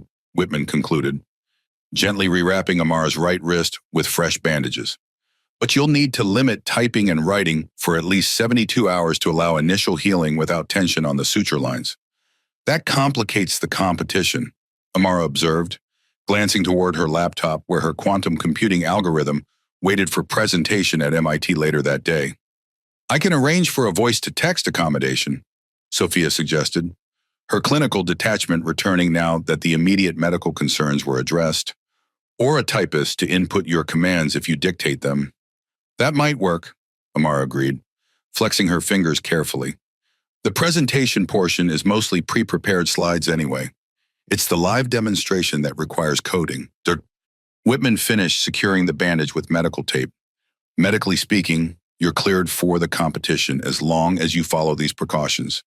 But as your doctor, I have to ask, are you sure you feel up to it? Trauma affects cognitive function, even when we think we're fine. Amara considered the question seriously, examining her own mental state with the same analytical precision she applied to quantum algorithms. I think participating is important, not just for the competition itself, but for me. I need to reclaim some control after what happened. Sophia exchanged a glance with Dr. Whitman, the physician in her understanding the importance of agency in trauma recovery. We'll arrange whatever support you need. Just promise you'll tell us immediately if it becomes too much. I promise, Amara agreed, meeting her mother's eyes directly. As Dr. Whitman packed his medical bag, Elijah entered the bedroom, ending a phone call. The Department of Transportation has officially opened a civil rights investigation into Lux Global. The Air Marshal Service has suspended Brandon Taylor pending their separate investigation. Good, Sophia stated firmly. What about the flight attendants? Terminated. But that's just corporate damage control. Elijah replied, his expression grim. They're sacrificing individuals while protecting the system that enabled them. Classic institutional response, Sophia observed, crossing her arms. Amara's been cleared for the competition with accommodations for her injuries. We'll need to arrange a typist for the coding demonstration. Elijah nodded. Already handled.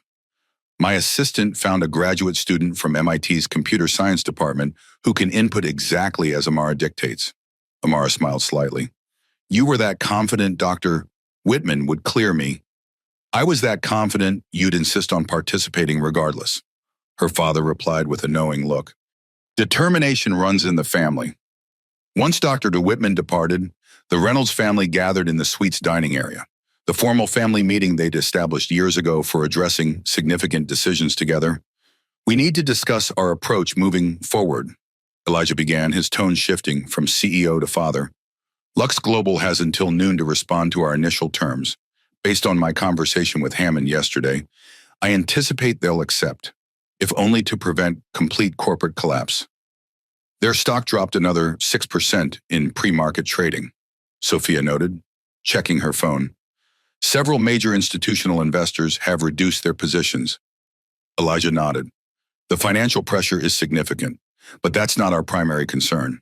What matters is ensuring meaningful change, not just at Lux Global, but across the aviation industry. And justice for Amara, Sophia added firmly, reaching for her daughter's uninjured hand. Which brings us to the central question, Elijah continued, leaning forward in his chair. Do we pursue this privately, through settlement and negotiated reforms, or publicly through litigation and media advocacy? Sophia turned to their daughter, Amara, this happened to you. Your voice should guide our decision. Amara had been quietly contemplating this very question since the previous day.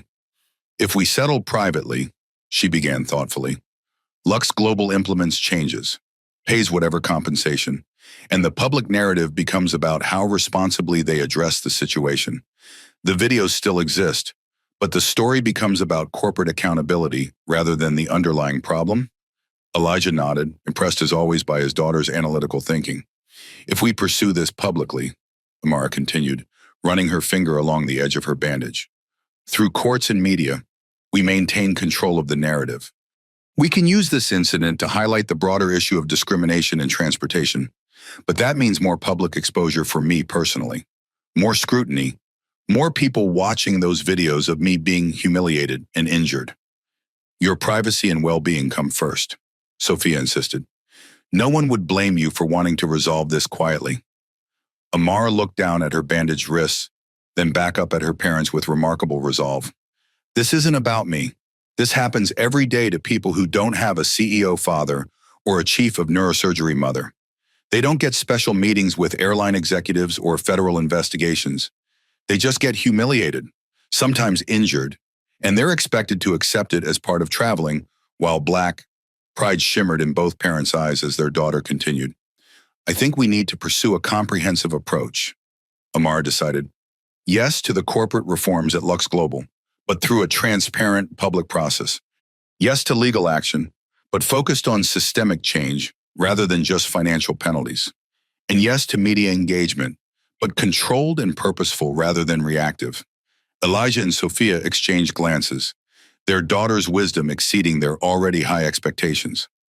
That's an excellent framework, Elijah acknowledged. It aligns with the approach I've been developing with our legal team.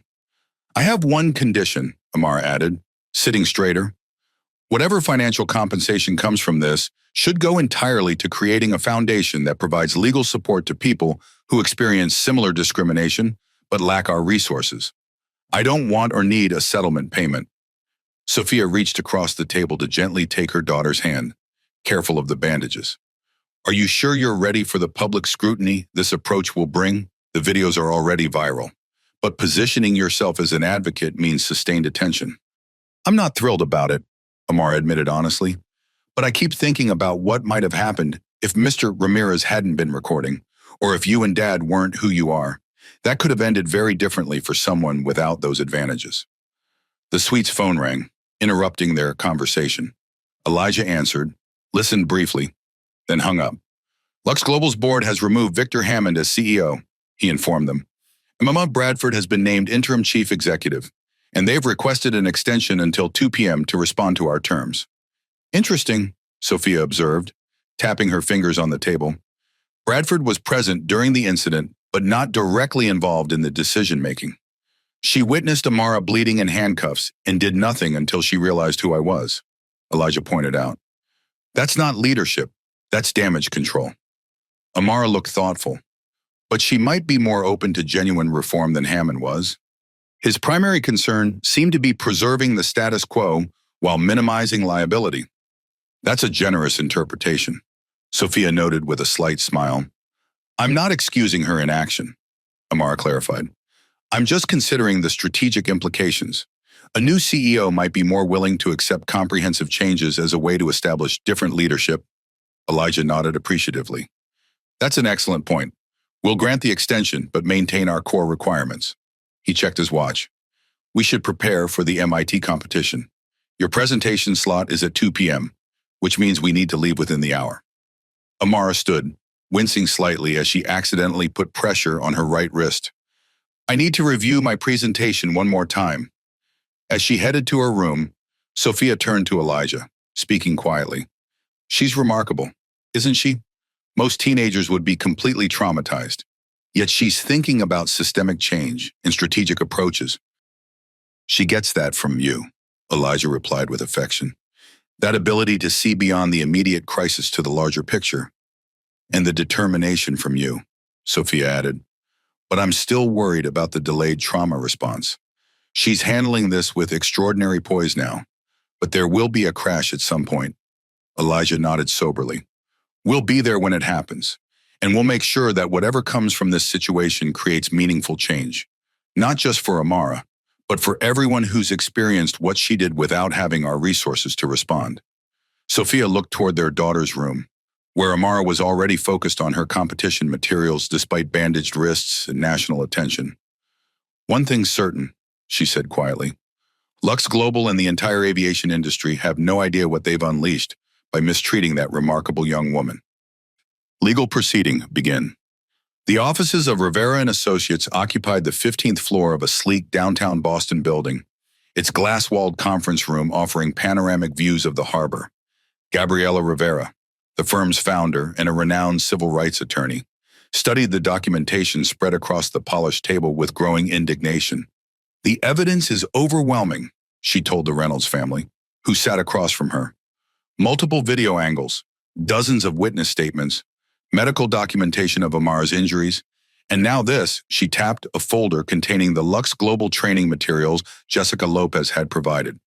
These passenger verification protocols are textbook racial profiling disguised with corporate language. She flipped open the manual to a highlighted section. Additional verification is recommended for passengers who do not match the typical premium cabin demographic profile. In the seemingly neutral language was accompanied by example scenarios featuring primarily young people of color attempting to access business or first class. Elijah nodded grimly. That was our assessment as well. From a legal perspective, Gabriela continued, closing the manual with disgust.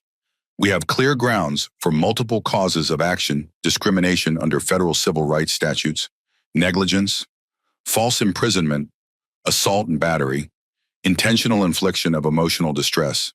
The list goes on. Amara, fresh from her MIT competition, where she'd placed second despite her injuries, listened attentively. Her bandaged wrists rested carefully on the table, visible reminders of the physical cost of Lux Global's discriminatory practices. What's your recommended approach? Sophia asked, her surgeon's precision evident in how she cut straight to the essential question. Gabriela leaned forward, bracelets clinking against the table. Typically in cases like this, corporations push aggressively for private settlement with strict NDAs to prevent public discussion of the incident. They'll offer increasingly large sums to buy silence. That's not our objective, Elijah stated firmly. I gathered as much. Gabriela smiled slightly, her expression showing genuine appreciation, which is refreshing. Most clients understandably accept settlements because fighting corporations requires resources few individuals possess. We have resources, Sophia noted, her tone matter of fact, and a responsibility to use them for systemic change.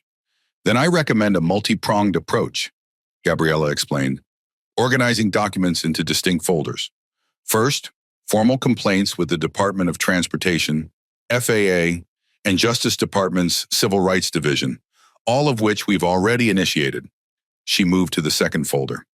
Second, a federal civil rights lawsuit naming both individual defendants, Whitfield, Walsh, Taylor, and corporate entities including Lux Global Airlines and the Federal Air Marshal Service. The third folder, third parallel state court actions for the personal injury aspects, assault, battery, and emotional distress claims. Final folder. And fourth, a regulatory petition requesting revised federal guidelines for airline passenger treatment, specifically addressing discriminatory profiling practices. That's comprehensive, Elijah observed approvingly.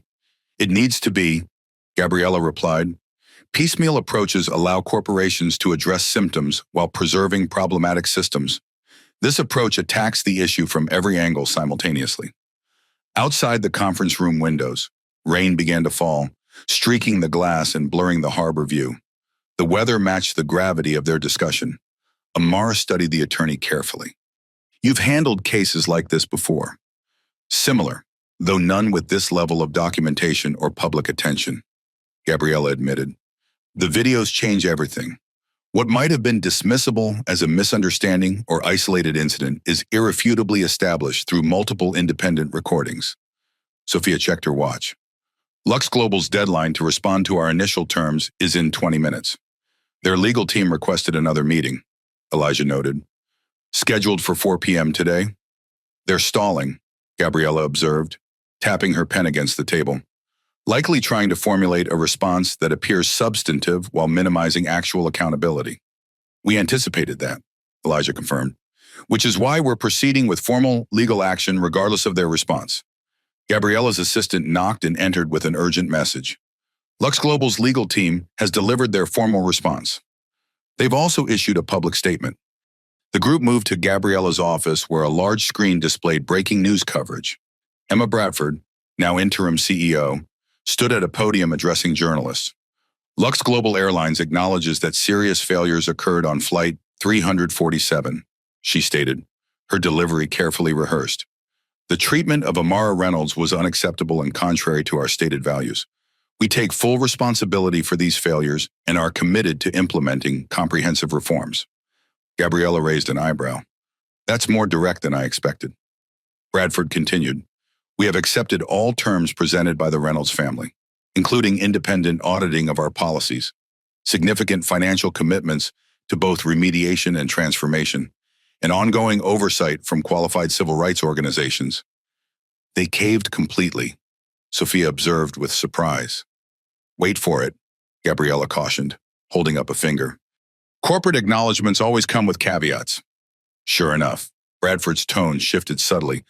While we are fully committed to this transformative process, we've proposed an implementation framework that addresses these issues while maintaining necessary security protocols and operational efficiency. There it is, Gabriella noted. The wiggle room they're creating to limit actual change. Elijah was already reviewing the detailed document Lux Global had delivered. They've accepted the independent audit, but want to restrict its scope to passenger-facing policies rather than all operational procedures. They've agreed to financial commitments, but want to structure them as community investments rather than remediation for past harms. And they've accepted oversight, but want to limit its duration to 18 months. Classic corporate tactics, Gabriella observed, appear to accept responsibility while negotiating limitations on actual accountability. So what's our response? Sophia asked, arms crossed. Gabriella turned to Amara. Legally, we proceed as planned with all formal complaints and lawsuits. Their response doesn't address the fundamental issues, merely attempts to contain them. But there is a public relations dimension here that's equally important. Amara nodded thoughtfully. They're trying to position themselves as responsive and responsible, hoping public attention will move on. If we reject their terms outright, they can claim we're being unreasonable. Exactly, Gabriella confirmed. Which is why I recommend we acknowledge their willingness to engage while clearly articulating why their proposed limitations are unacceptable. Elijah nodded in agreement. We issue a statement acknowledging Lux Global's recognition of the problem while emphasizing that meaningful change requires full transparency and accountability, not selective reforms. And we proceed with all legal actions, Sophia added firmly. Yes, Gabriella confirmed. The legal pressure maintains momentum while public communications focus on the substantive requirements for genuine transformation. A knock at the door interrupted their planning. Gabriella's assistant entered with a secure tablet. Dr. Reynolds, Lux Global's legal team has sent a confidential settlement offer. They're requesting it remain private pending your review. Elijah accepted the tablet, reviewed the document briefly, then passed it to Sophia and Amara. The settlement offer was substantial. $75 million with additional stock options, board positions, and policy input privileges for the Reynolds family. This is their real play, Gabriella observed. The public statement is for appearances. This offer is attempting to buy your silence and cooperation. It's an insulting approach, Sophia stated bluntly, attempting to purchase our complicity after what happened to Amara. Amara studied the offer carefully, scrolling through the document. The most telling aspect is the extensive NDA requirements. We'd be prohibited from discussing Lux Global's policies, procedures, or alleged discriminatory practices in any public forum. They're not just buying your silence, Gabriella explained. They're buying the right to continue these practices without the pressure of your advocacy. Elijah set the tablet aside decisively. Prepare our formal rejection of these terms. We'll emphasize that financial compensation is not our primary objective, systemic changes, and we'll reiterate that any acceptable resolution must include full transparency, not confidentiality agreements designed to shield discriminatory practices from public scrutiny. and release the settlement offer to the media?" Gabriella asked. Elijah glanced at Amara, deferring to her as the direct victim of Lux Global's actions. "Yes," Amara decided after brief consideration. "The public should understand what's happening behind closed doors while corporations issue carefully crafted statements about responsibility and change." Gabriella nodded approvingly. "That's a powerful approach. It demonstrates that this isn't about financial gain for your family. It's about genuine accountability and transformation." As the legal team began drafting their formal responses, Elijah's phone rang with a call from Senator Harrison's office. The political dimension of the situation was expanding rapidly as legislators recognized the potential for regulatory reform. "This is becoming much bigger than Lux Global," Sophia observed as Elijah stepped away to take the call. "It's evolving into a national conversation about discrimination in transportation." Amara looked down at her bandaged wrist, then back at her mother with quiet determination. "Good, because this was never just about what happened to me. It was about a system that made what happened to me possible and even predictable." Gabriella's expression reflected profound respect for the teenager's perspective. "You know, in 15 years practicing civil rights law, I've never had a client so clearly focused on systemic change rather than personal remedy. Most people understandably want compensation for their suffering. The compensation should go to those without resources to fight back." Amara replied simply, "What happened to me was horrible, but my family has the means to ensure accountability. Most victims of discrimination don't have that privilege." The rain intensified outside, drumming against the windows as if emphasizing the gravity of their decision. But inside, the path forward was clear, using this high-profile case as leverage for industry-wide reform rather than merely seeking remedy for a single incident. Media and public response. The auditorium at Harvard Law School was filled beyond capacity, with students lining the walls and sitting in the aisles. On stage, CNN anchor Michael Rivera moderated a conversation that had captivated the nation for the past week. "Amara, you've become the center of a national conversation about discrimination in commercial transportation," Rivera began, his expression thoughtful. "But this wasn't a role you sought out. Can you take us through what happened that day?" Amara Reynolds sat with remarkable poise, her bandaged wrists visible but not emphasized. She wore her MIT sweatshirt, the same one that had been blood-stained on Flight 347, now clean but serving as a visual reminder of the incident. "I was simply trying to board a flight," she began, her voice steady. "I had a legitimate ticket for a business-class seat, but from the moment I approached the premium cabin, I was treated with suspicion and hostility. My boarding pass was questioned when no one else's was. I was accused of fraud without evidence. And ultimately, I was handcuffed so tightly that I required stitches, all for attempting to sit in a seat I had purchased." The audience's silence reflected the power of her calm recounting. "What's most important to understand," Amara continued, leaning forward slightly, "is that this isn't about vengeful justice. It's about ensuring no one else experiences this treatment. What happened to me happens to countless travelers who don't have the resources or platform to demand accountability." Rivera nodded thoughtfully. "The videos of the incident have been viewed over 30 million times across platforms. #FlyingWhileBlack has become a movement, with thousands sharing similar experiences. Did you anticipate this kind of response?" "I knew I wasn't alone in experiencing this kind of discrimination," Amara replied. "But the scale of the response reveals how widespread the problem truly is. For every viral video like mine, there are thousands of incidents that go undocumented and unaddressed." A quiet murmur of agreement rippled through the auditorium. The conversation continued thoughtfully, with Amara consistently redirecting attention from her personal experience to the broader systemic issues. When asked about Lux Global's response, she was measured but firm. Their public statements acknowledge the problem, which is a necessary first step. But meaningful change requires more than carefully crafted apologies. It requires transparent examination of discriminatory policies, accountability for those who implement them, and structural reforms to prevent future incidents. As the interview concluded, social media exploded with supportive messages.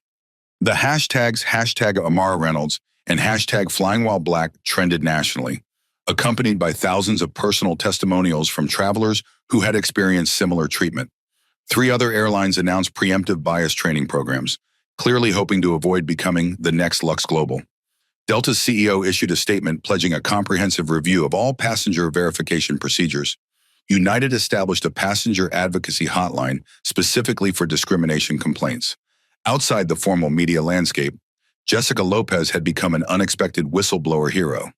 Her decision to resign from Lux Global and provide internal training materials had transformed the conversation from one about individual behavior to institutional policies. She appeared on several news programs, explaining how flight attendants were trained to identify suspicious passengers based on criteria that clearly, if not explicitly, targeted minorities. We were taught to watch for passengers who don't match the typical premium cabin demographic, she explained in one interview, nervously tucking her hair behind her ear. That language sounds neutral, but in practice it meant young people of color were automatically subjected to additional scrutiny. Lux Global's attempts to frame the incident as an isolated failure by rogue employees collapsed as Jessica's testimony, supported by the documented training materials, revealed a systematic approach to passenger profiling. As Amara and her parents left the Harvard Law School auditorium, they were approached by a young black woman clutching a folder. Ms. Reynolds, I'm Kimberly Jackson, a second-year law student here. I've compiled over 300 testimonials from travelers who experienced similar discrimination on Lux Global flights over the past 5 years. Most never reported it officially because they didn't think anyone would believe them or take action. Elijah accepted the folder, understanding immediately its potential significance for the legal proceedings. Thank you, Ms. Jackson. This will be extremely valuable. It wasn't just Lux Global, Kimberly added earnestly. I've received similar accounts from passengers on every major airline. This is an industry-wide problem. We know, Sophia assured her. And that's precisely why we're pursuing systemic change rather than just focusing on one airline or incident. As they drove back to their hotel, Amara scrolled through social media on her phone, her bandaged wrists making the task somewhat awkward. The conversation is evolving, she observed. It started with outrage about what happened to me specifically, but it's expanded to a broader examination of discriminatory practices across the industry. Elijah nodded approvingly. That's exactly what meaningful change requires, moving beyond individual incidents to address underlying systems. There's something else happening too, Amara noted, showing her parents her screen. People are sharing not just experiences of discrimination, but moments when other passengers intervened or supported them. The hashtag Be a Witness is gaining traction. Sophia reviewed the posts, stories of travelers who had spoken up when they witnessed discrimination, recorded incidents, or offered support to victims. This is powerful. It's shifting from just documenting injustice to actively preventing it. That's what Mr. Ramirez did, Amara pointed out. His decision to record what was happening to me created accountability that might not have existed otherwise. The conversation paused as Elijah received an urgent call from Gabriela Rivera. Lux Global has made a new offer, he informed them after ending the call. They've dropped all confidentiality requirements, agreed to a completely transparent audit process, and committed to implementing whatever reforms are recommended by an independent civil rights organization. What changed their position? Sophia wondered. Two things, Elijah explained. First, their stock has dropped 37% since the incident, wiping out nearly $3 billion in market value. Second, a group of institutional investors has threatened to force additional board changes if the situation isn't resolved with meaningful accountability. Amara considered this information thoughtfully. So financial pressure is forcing what moral responsibility should have dictated from the beginning. Unfortunately, that's often how corporate change happens, Elijah acknowledged, the corner of his mouth lifting in a wry smile. The threat to their bottom line became more compelling than ethical considerations. The motivation matters less than the outcome, Sophia observed pragmatically. If it results in genuine reform, the financial impetus still serves the greater good. Amara nodded in agreement, wincing slightly as she adjusted her bandaged wrist. The physical reminders of her ordeal remained, even as the broader implications continued to expand beyond anything Lux Global could have anticipated when Heather Whitfield first blocked her path to business class. The truth, Amara reflected quietly, is that what happened to me was always bigger than Lux Global or those particular employees. It was about a system that normalized discrimination and called it security or efficiency. Changing that system matters more than punishing any individual or company. The trial. The federal courthouse in Boston had never seen such media attention for a civil case. Television trucks lined the street, reporters crowded the steps, and security had been doubled to manage the crowds. Inside courtroom 4A, Judge Maria Hernandez presided over what had become known simply as the Reynolds case. "This court will come to order," Judge Hernandez announced, bringing the packed gallery to silence. "We're here for case number 23 CV7842 Reynolds versus Lux Global Airlines et al. Are all parties present and prepared to proceed?" Gabriela Rivera stood. "Present and prepared for the plaintiffs, Your Honor." "Present and prepared for the defendants," responded James Wilson, formerly Lux Global's diversity officer and now, in an unexpected twist, their lead counsel following the complete restructuring of their legal team. The trial had been expedited due to its significant public interest and policy implications. What might normally have taken years to reach a courtroom had been prioritized by the federal judiciary, recognizing its potential impact on civil rights enforcement and commercial transportation. "Ms. Rivera, your opening statement, please," Judge Hernandez directed. Gabriela approached the jury, her expression grave but determined. "Ladies and gentlemen, this case is fundamentally about a system that treated a 17-year-old girl as suspicious, dangerous, and undeserving of dignity solely because of how she looked." She gestured toward Amara, seated between her parents at the plaintiff's table, her wrists now healed but the experience etched in her memory. "The evidence will show that Amara Reynolds was profiled, detained, and physically restrained not because of anything she did, but because Lux Global's policies explicitly directed employees to apply additional scrutiny to passengers who didn't match the typical premium class profile."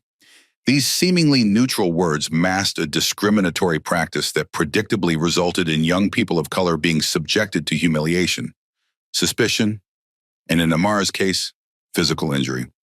For the next 3 days, the courtroom witnessed a methodical presentation of evidence that left little room for doubt about what had occurred on Flight 347. Miguel Ramirez's complete video documentation, supplemented by recordings from a dozen other passengers, provided a comprehensive visual record of the incident from multiple angles. Dr. Wilson's medical testimony detailed the physical injuries Amara had suffered. The handcuffs were applied with excessive force and tightened beyond any reasonable security requirement. The resulting lacerations required multiple stitches and created risk of nerve damage that fortunately did not materialize. The courtroom fell silent as photographs of Amara's injuries were displayed on monitors. Several jurors visibly winced at the images of deep cuts caused by the metal handcuffs. Jessica Lopez's testimony proved particularly damaging to Lux Global's defense. "We were explicitly trained to watch for passengers who didn't belong in premium cabins," she explained. "The training materials never mentioned race directly, but the examples and scenarios all centered on young people of color attempting to access services they supposedly hadn't paid for." She produced internal emails confirming that flight attendants were evaluated partly on their passenger verification effectiveness, with praise for those who maintained cabin integrity by preventing unauthorized access to premium services. Brandon Taylor's testimony collapsed under cross-examination by Gabriela. "You testified that you were following standard protocols for disruptive passengers," she noted. "Yet multiple videos show Miss Reynolds standing perfectly still, speaking calmly, and complying with all instructions. Can you identify a single disruptive action she took?" Taylor shifted uncomfortably in his seat, unable to meet her gaze. His silence was damning. "You stated in your incident report that the restraints were applied with minimum necessary force," Gabriela continued. "Yet medical evidence shows lacerations deep enough to require stitches. Do you consider causing such injuries to be minimum necessary force?" By the trial's 4th day, Lux Global's defense strategy had shifted from denying discriminatory intent to acknowledging institutional failures and emphasizing their commitment to reform. James Wilson, in a surprising move that reflected the company's new approach, called Emma Bradford to testify about the comprehensive changes already implemented. "We've completely restructured our training programs," Bradford explained, her professional demeanor subdued compared to her earlier media appearances. "We've eliminated all profiling-based security protocols. We've established an independent passenger advocacy office with direct reporting to our board of directors. And we've implemented mandatory body cameras for all security personnel, with footage automatically preserved and accessible to passengers involved in any incident. Judge Hernandez leaned forward. Ms. Bradford, these reforms sound promising, but they were implemented after this lawsuit was filed. What prevented Lux Global from addressing these issues before Mrs. Reynolds was injured? Bradford hesitated, her fingers tightening around a water glass. There wasn't sufficient awareness of the discriminatory impact of our policies. Despite repeated internal warnings from your own diversity and inclusion officer, Judge Hernandez pressed, referencing earlier testimony. Yes, Your Honor, Bradford admitted. Those warnings weren't given appropriate weight in operational decisions. The cross-examination of Heather Whitfield provided the trial's most revealing moment. Initially defensive and evasive, she eventually admitted under Gabriella's persistent questioning that she had made assumptions about Amara based solely on appearance. You stated that you questioned Ms. Reynolds' boarding pass because you suspected it might be fraudulent, Gabriella noted. What specific evidence led to that suspicion? Whitfield hesitated, her eyes darting around the courtroom. She didn't look like our typical business class passenger. And what does a typical business class passenger look like? Ms. Whitfield. The silence that followed contained the answer no one wanted to verbalize. By the trial's conclusion, the evidence of discriminatory treatment was overwhelming. Judge Hernandez's final instructions to the jury emphasized the central legal questions whether Lux Global's policies had a discriminatory impact regardless of stated intent, whether the airline was liable for the actions of its employees, and whether the physical restraint of Amara constituted excessive force under the circumstances. The jury deliberated for just 4 hours before returning with a verdict that sent shockwaves through the airline industry. We, the jury, find in favor of the plaintiff on all counts, the foreperson announced. We find that Lux Global Airlines implemented policies with discriminatory impact, failed to provide adequate training and oversight, and bears responsibility for the physical injuries sustained by Amara Reynolds. The compensatory damages, $15 million, reflected the jury's assessment of both physical and emotional harm. But it was the punitive damages that truly captured headlines. $250 million, one of the largest civil rights verdicts in transportation history. Judge Hernandez accepted the verdict with a significant addition. In addition to the monetary judgment, this court orders Lux Global Airlines to submit to 5 years of independent monitoring of all passenger treatment policies and practices, with quarterly reports to be filed with this court and made available to the public. She looked directly at Amara before continuing. What happened on Flight 347 represents a fundamental failure of both corporate policy and individual judgment. A 17-year-old was profiled, restrained, and injured simply for attempting to take the seat she had legitimately purchased. That such treatment could occur in 2025 reflects not isolated misconduct, but systemic failures that require systemic remedies. As the court adjourned, reporters rushed to capture reactions. Outside the courthouse, Amara delivered a statement that encapsulated the case's broader significance. Today's verdict isn't about revenge or punishment, she told the assembled media, her voice steady despite the flashing cameras. It's about accountability and change. What happened to me happens to countless travelers who don't have the resources to fight back. This verdict establishes that discrimination in transportation isn't just morally wrong, it's legally indefensible and financially devastating. She held up her wrists, the faint scars still visible. These injuries will heal. What matters is ensuring that the system that allowed them to happen is transformed, not just at Lux Global, but across the industry. Part 4 of the transformation. The federal courthouse steps became the backdrop for a historic moment as Judge Maria Hernandez's verdict reverberated through the transportation industry and beyond. Camera flashes illuminated Amara Reynolds as she stood between her parents. The bandages gone, but faint scars still visible on her wrists, physical reminders of an incident that had transformed from personal trauma to landmark legal precedent. Today's ruling sends an unequivocal message, Gabriella Rivera told the assembled press, wind whipping her hair as dark clouds gathered overhead. Discriminatory treatment of passengers isn't just morally reprehensible, it's legally indefensible and financially catastrophic. The verdict had been comprehensive in both its findings and remedies: $15 million in compensatory damages, $250 million in punitive damages, and a court-mandated 5-year oversight program that would subject Lux Global's operations to unprecedented transparency and accountability. Less than 2 hours after the ruling, its impact began materializing in tangible ways.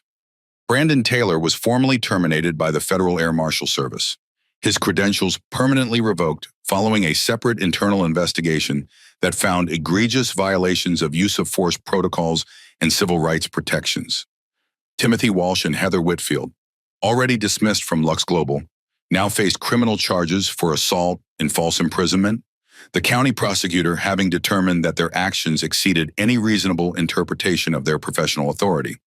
Lux Global's stock, which had stabilized somewhat during the trial as investors anticipated a potential settlement, plummeted an additional 14% following the verdict's announcement. The combined financial impact, settlement costs, legal fees, regulatory penalties, and market capitalization losses approached $3 billion, transforming what had begun as a single discriminatory incident into an existential crisis for one of the country's largest airlines. Emma Bradford addressed shareholders in an emergency call, her voice steady despite delivering devastating financial news. Today's verdict reflects not just liability for a single incident, but accountability for systemic failures that persisted despite internal warnings. Moving forward, Lux Global will implement the most comprehensive anti-discrimination framework in aviation history, not just because it's legally mandated, but because it's fundamentally necessary for our business survival. Inside of the Department of Transportation, Secretary Rodriguez convened an emergency meeting of the Aviation Oversight Division. The Reynolds verdict changes everything, she informed her team, slamming a report down on the conference table.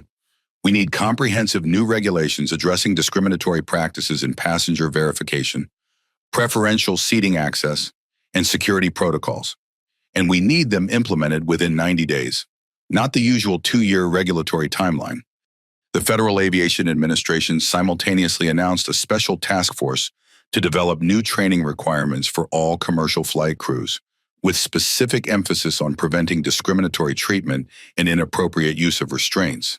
Senator Harrison, who had been developing the Passenger Civil Rights Protection Act, held a press conference announcing that the legislation would be strengthened and expanded based on evidence revealed during the trial. What happened to Amara Reynolds was not an isolated incident, but a reflection of industry-wide practices that require legislative remedy. For Amara herself, the verdict brought validation but not closure. As she told a CNN interviewer later that evening, "This case was never about me personally. It was about using my experience to create accountability for a system that routinely discriminates against passengers of color. The verdict is meaningful only if it catalyzes genuine transformation." That transformation began taking shape with remarkable speed. By midnight, all major U.S. airlines had issued statements announcing reviews of their passenger verification procedures. Delta implemented an immediate suspension of secondary boarding pass verification, pending comprehensive policy revision. United established a passenger advocacy hotline specifically for discrimination complaints. American Airlines announced the creation of a chief passenger rights officer position, reporting directly to their CEO. Beyond corporate responses, individual accountability continued unfolding. The Massachusetts Medical Board initiated an investigation into Brandon Taylor's actions, specifically examining whether his application of restraints constituted medical negligence given the resulting injuries. The State Bar Association opened ethics inquiries regarding Lux Global's previous legal team, who had initially attempted to suppress Jessica Lopez's whistleblower evidence. The verdict's ripple effects extended beyond American borders. The International Air Transport Association IATA announced an emergency summit to develop global best practices for non-discriminatory passenger treatment. European Union aviation authorities initiated reviews of their own carriers' policies, with particular focus on profiling practices in premium cabin access. For the Reynolds family, the day ended not with public celebrations, but private reflection in their hotel suite. The legal victory, while significant, represented just one component of the comprehensive approach they had envisioned when making their family decision weeks earlier. The verdict provides legal precedent and financial incentive for change, Elijah noted, removing his tie as he reviewed media coverage on his tablet. But sustainable transformation requires structural changes beyond what courts can mandate, Sophia agreed, kicking off her heels and massaging her temples. Enforcing non-discrimination is inherently difficult because bias often operates unconsciously. We need verification mechanisms that prevent discriminatory outcomes regardless of intent. Amara, exhausted but determined, was already thinking beyond the immediate victory. The court mandated oversight for Lux Global specifically, but we need industry-wide standards and independent monitoring across all airlines. Her parents exchanged the proud glances that had become frequent since this ordeal began, continuously impressed by their daughter's ability to maintain focus on systemic change rather than personal vindication. Tomorrow we begin Phase 2, Elijah confirmed, referencing their comprehensive strategy. The verdict established legal accountability. Now we focus on policy reform, industry transformation, and cultural change. As they spoke, Lux Global's board of directors was conducting an emergency meeting that would reshape the company's leadership structure and operational philosophy.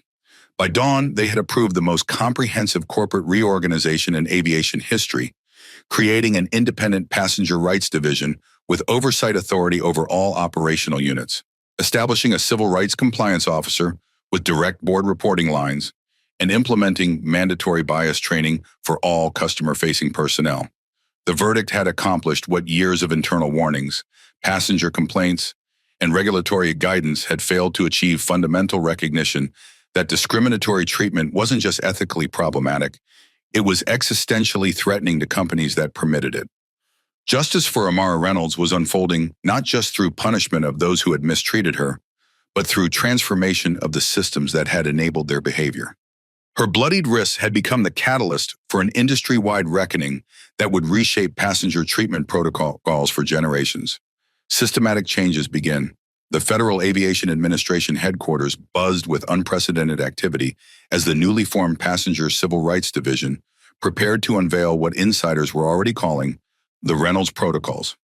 6 weeks after the landmark verdict, the agency had developed comprehensive new regulations addressing discriminatory practices in commercial aviation. Administrator James Peterson, flanked by civil rights experts and airline industry representatives, addressed the packed press room. Rain lashed against the windows. But inside, all attention focused on what many were calling the most significant regulatory shift in aviation since post-9/11 security reforms. Today marks a fundamental shift in how we approach passenger rights in commercial transportation, Peterson announced, his deep voice resonating through the room. The regulations we're implementing establish clear standards, verification mechanisms, and accountability measures to prevent discriminatory treatment. On display behind him, a slide presentation detailed the core components of the new framework. Standardized passenger verification protocols requiring identical documentation checks for all travelers regardless of appearance, ethnicity, or cabin class, mandatory body cameras laws for all security personnel with automatic footage preservation, independent passenger advocates stationed at major airports with authority to intervene in potential discrimination situations, comprehensive data collection on passenger treatment metrics with quarterly public reporting requirements, civil rights impact assessments for all new security procedures before implementation. These aren't just guidelines or recommendations, Peterson emphasized, removing his glasses for emphasis. These are binding regulations with significant penalties for non-compliance.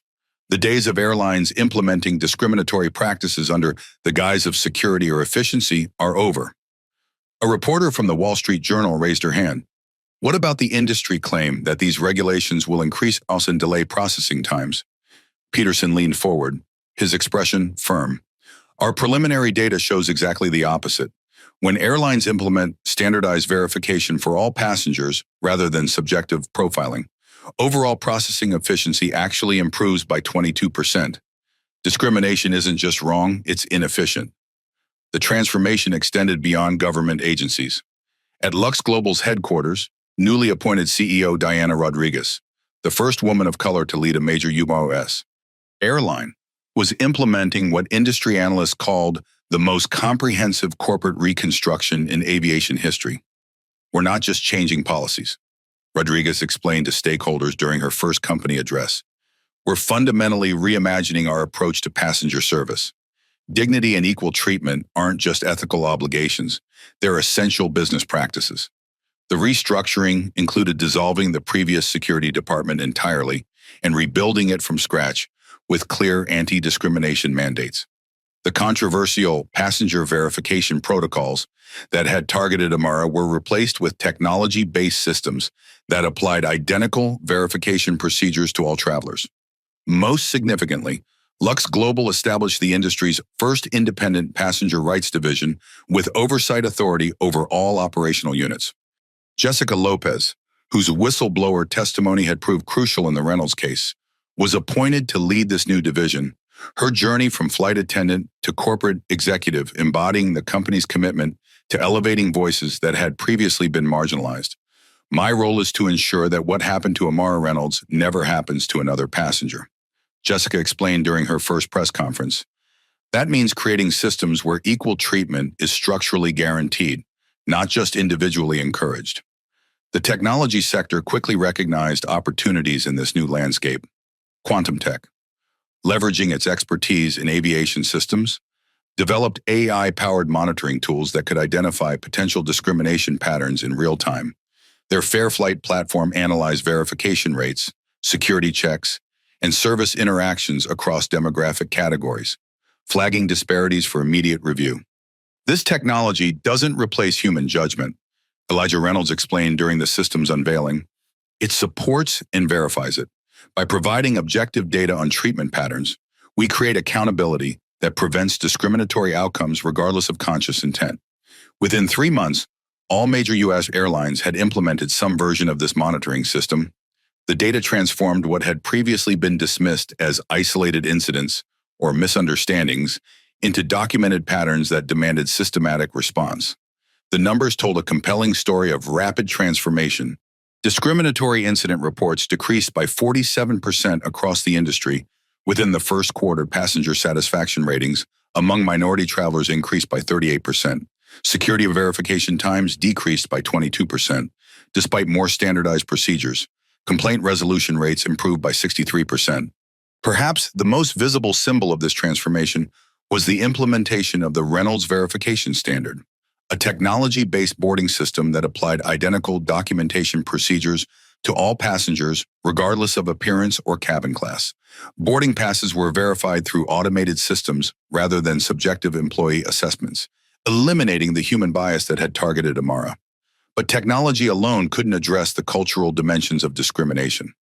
Recognizing this, the industry developed new training programs that went beyond superficial sensitivity training to address the structural and psychological foundations of bias. Dr. Angela Thompson, a leading expert on institutional discrimination, led the development of these programs. We're not just teaching employees to be nicer to diverse passengers, she explained, pacing the training room floor at Dallas-Fort Worth International Airport. We're helping them understand how bias operates unconsciously and providing concrete tools to counteract it in operational settings. The training incorporated actual footage from the Reynolds incident, using it as a case study in how seemingly routine decisions, questioning a boarding pass, requesting additional identification, applying restraints, could reflect and perpetuate discriminatory patterns when applied unequally. What's most powerful about this approach, Dr. Thompson noted, is that it shifts from focusing on individual intent to focusing on disparate impact.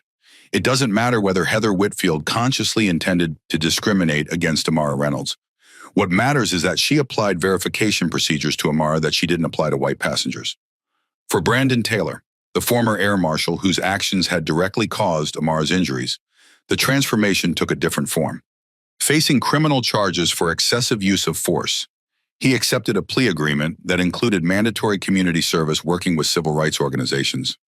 I didn't see myself as biased, he acknowledged during a restorative justice session that was later incorporated into training materials. I thought I was following protocols and responding to a potential security threat.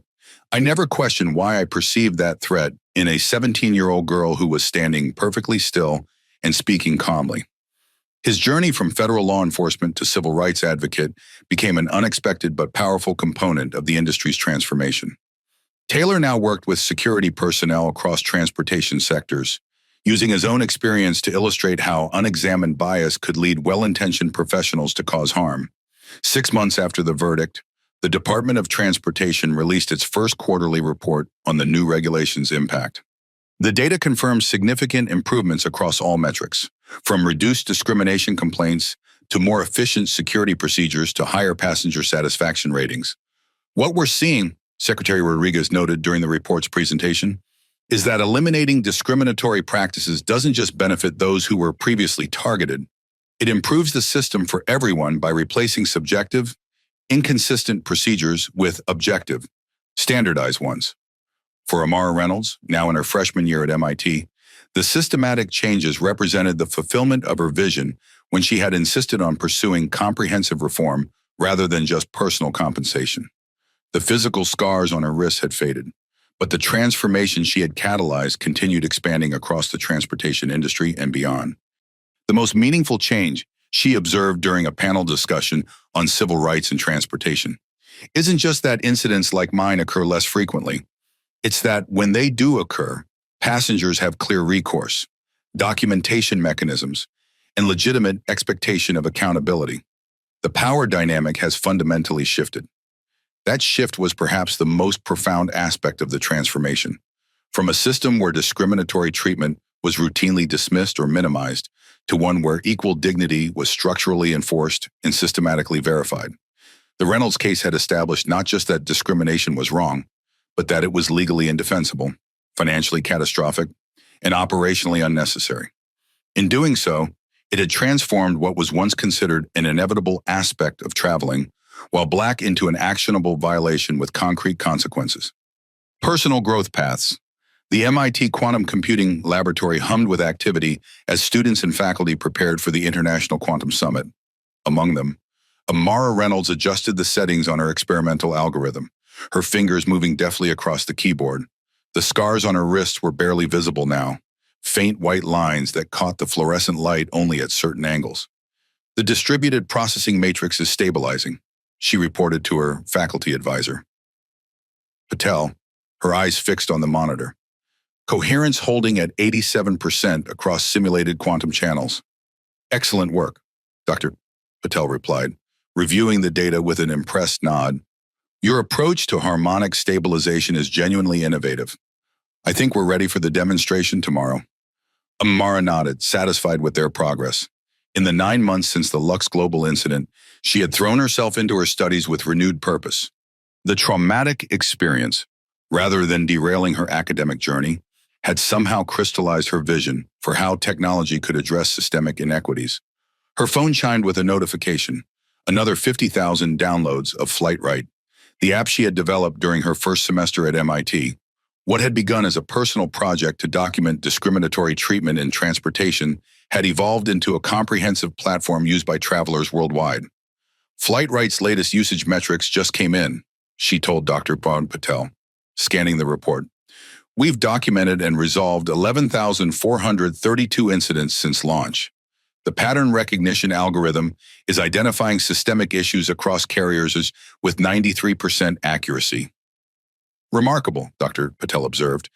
You've essentially created a crowdsourced civil rights enforcement mechanism.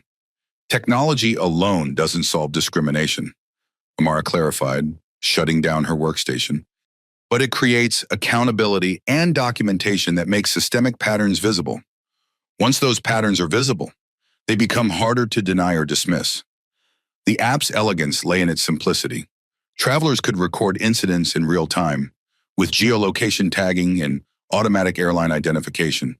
The data was aggregated anonymously, creating statistical patterns that revealed discriminatory practices across carriers, routes, and airports.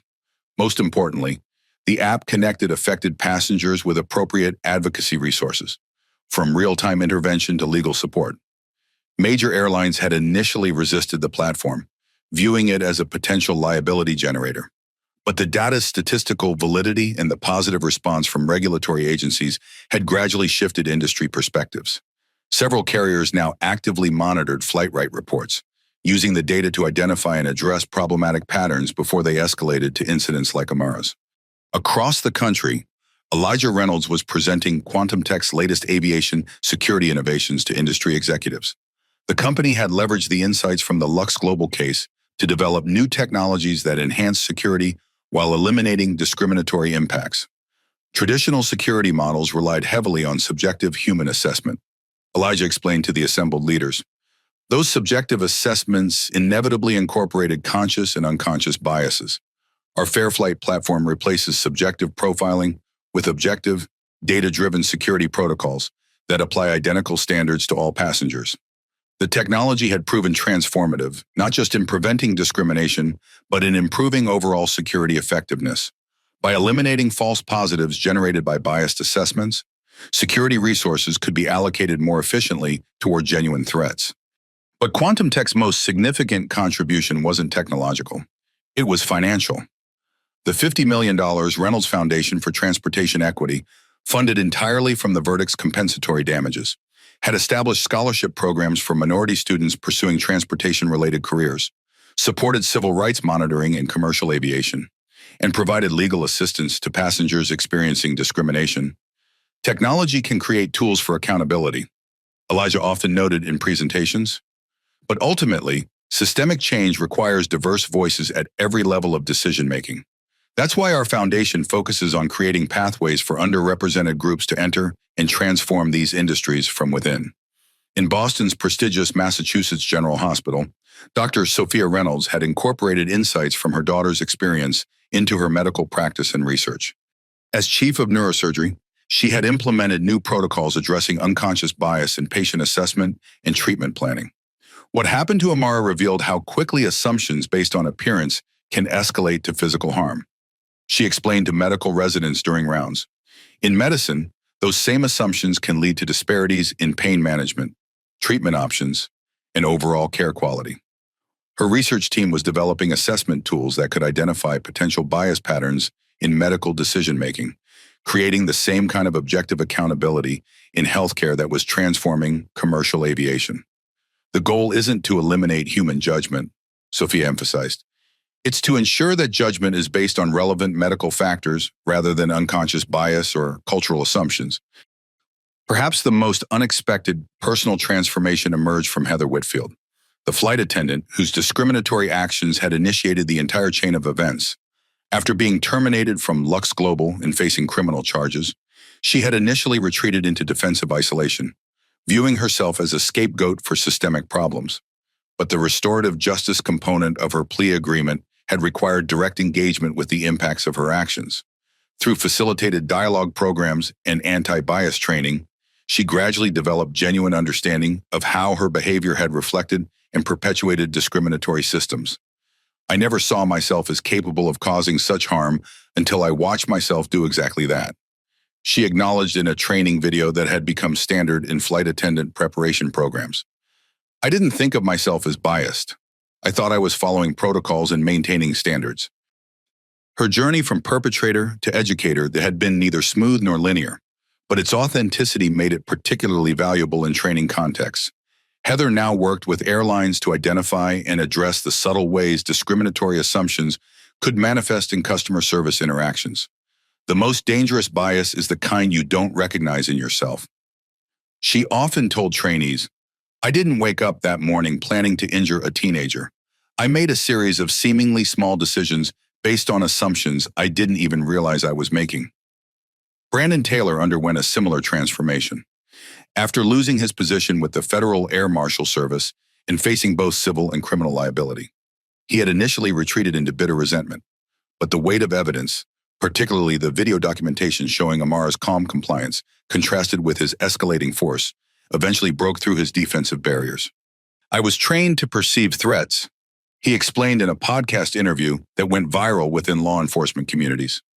"But I wasn't trained to examine how my perception of threats might be influenced by bias.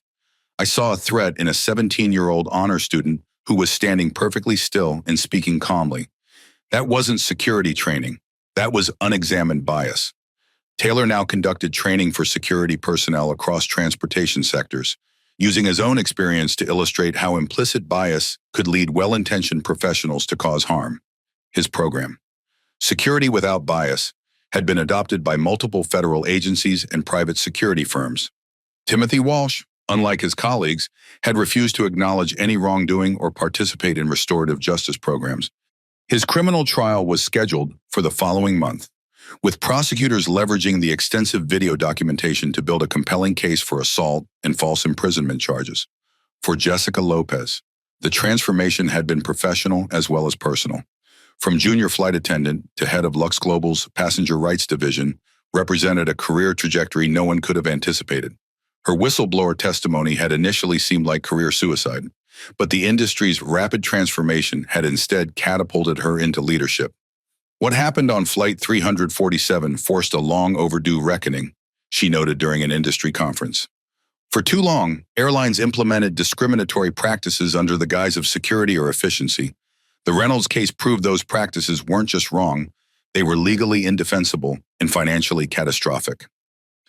These individual journeys of growth and transformation, Amara's technological innovation, Elijah's corporate leadership, Sophia's medical reforms, Heather's educational evolution, Brandon's security reassessment, and Jessica's professional advancement, represented different facets of a comprehensive response to systematic discrimination. Each path addressed a different dimension of the problem: technological, corporate, medical, educational, security, and operational. Together, they created a multifaceted approach to transformation that extended far beyond what any court verdict or regulatory change could achieve alone. For Amara personally, the experience had shaped her educational focus and career aspirations in unexpected ways. Her original plan to concentrate purely on quantum computing theory had expanded to include practical applications addressing systemic inequities. The traumatic experience, rather than diminishing her, had somehow expanded her vision of what technology could accomplish.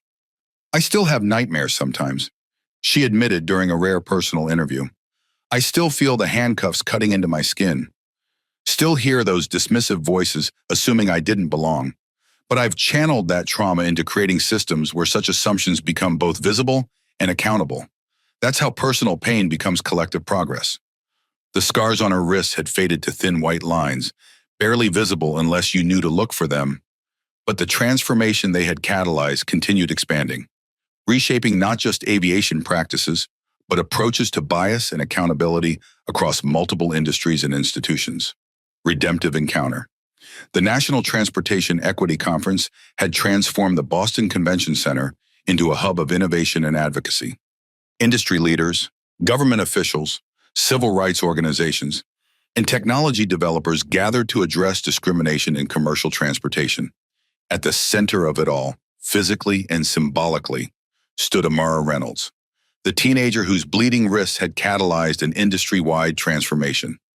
Now approaching her 18th birthday and completing her freshman year at MIT, Amara moved through the conference with composed confidence, discussing flight rights implementation with airline representatives and regulatory officials. The app had become the gold standard for documenting and addressing discriminatory treatment in transportation, used by over 3 million travelers worldwide. "Ms. Reynolds?" A hesitant voice interrupted her conversation with a Department of Transportation official. "I wonder if I might speak with you briefly." Amara turned to find herself face-to-face with Heather Whitfield, the former flight attendant whose discriminatory actions had initiated the entire chain of events. Though they had been in the same courtroom during the trial, this was their first direct interaction since that fateful flight. The moment hung between them, charged with complex emotions and shared history.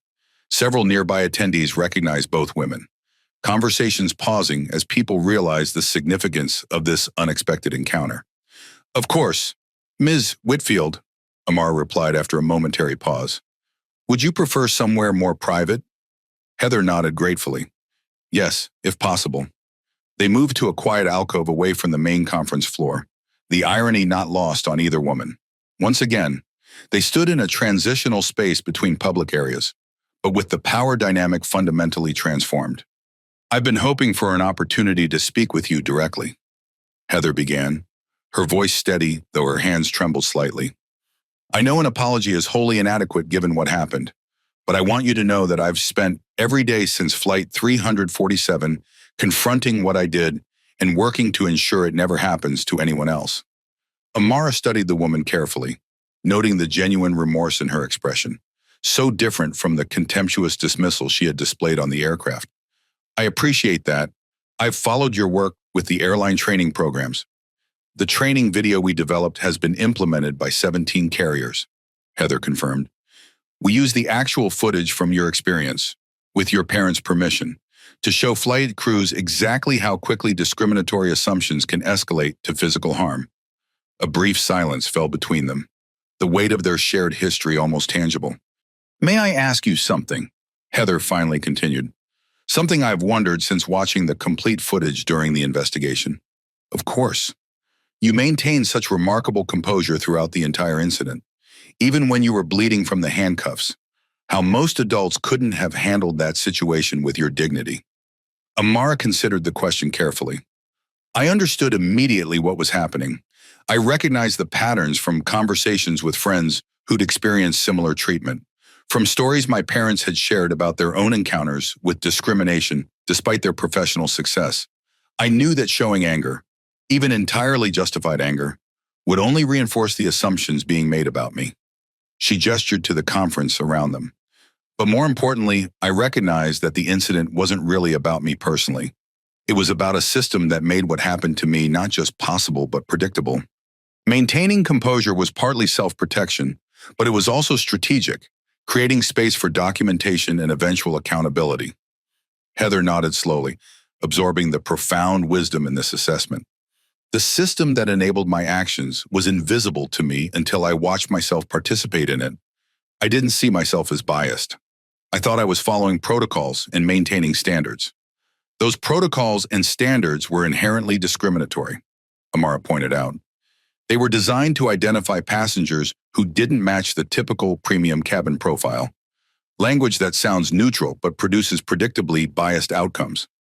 "Yes," Heather acknowledged. "That's exactly what we address in the training programs now. How seemingly neutral policies can encode and perpetuate discriminatory practices. How maintaining standards can become a justification for exclusion based on appearance rather than legitimate criteria."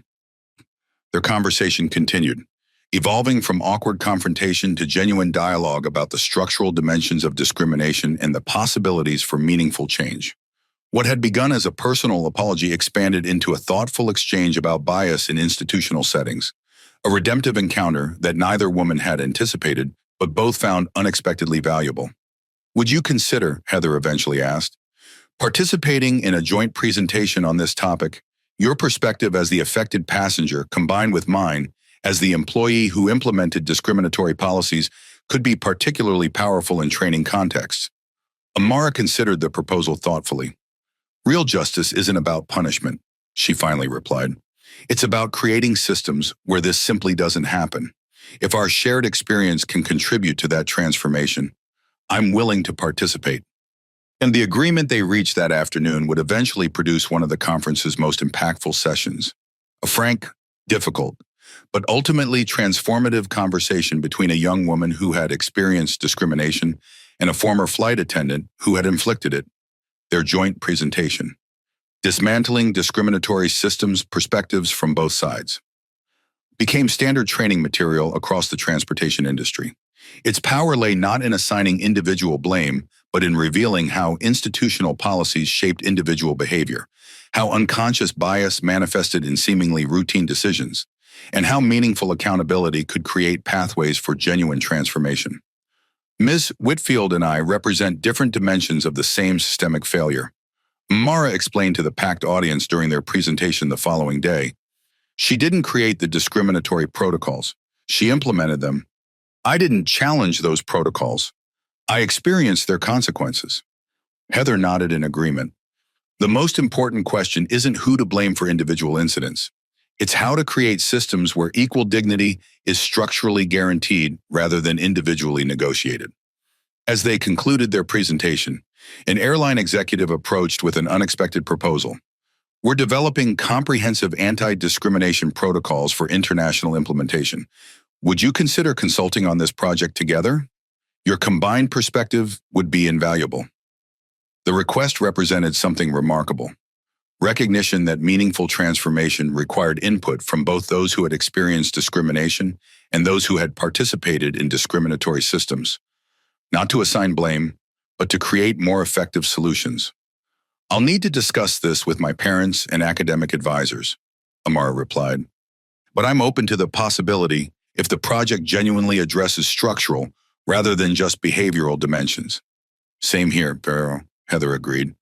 I'd want assurance that we're developing systems that prevent discriminatory outcomes regardless of individual intent or awareness. As the conference continued around them, their unexpected collaboration represented something profound.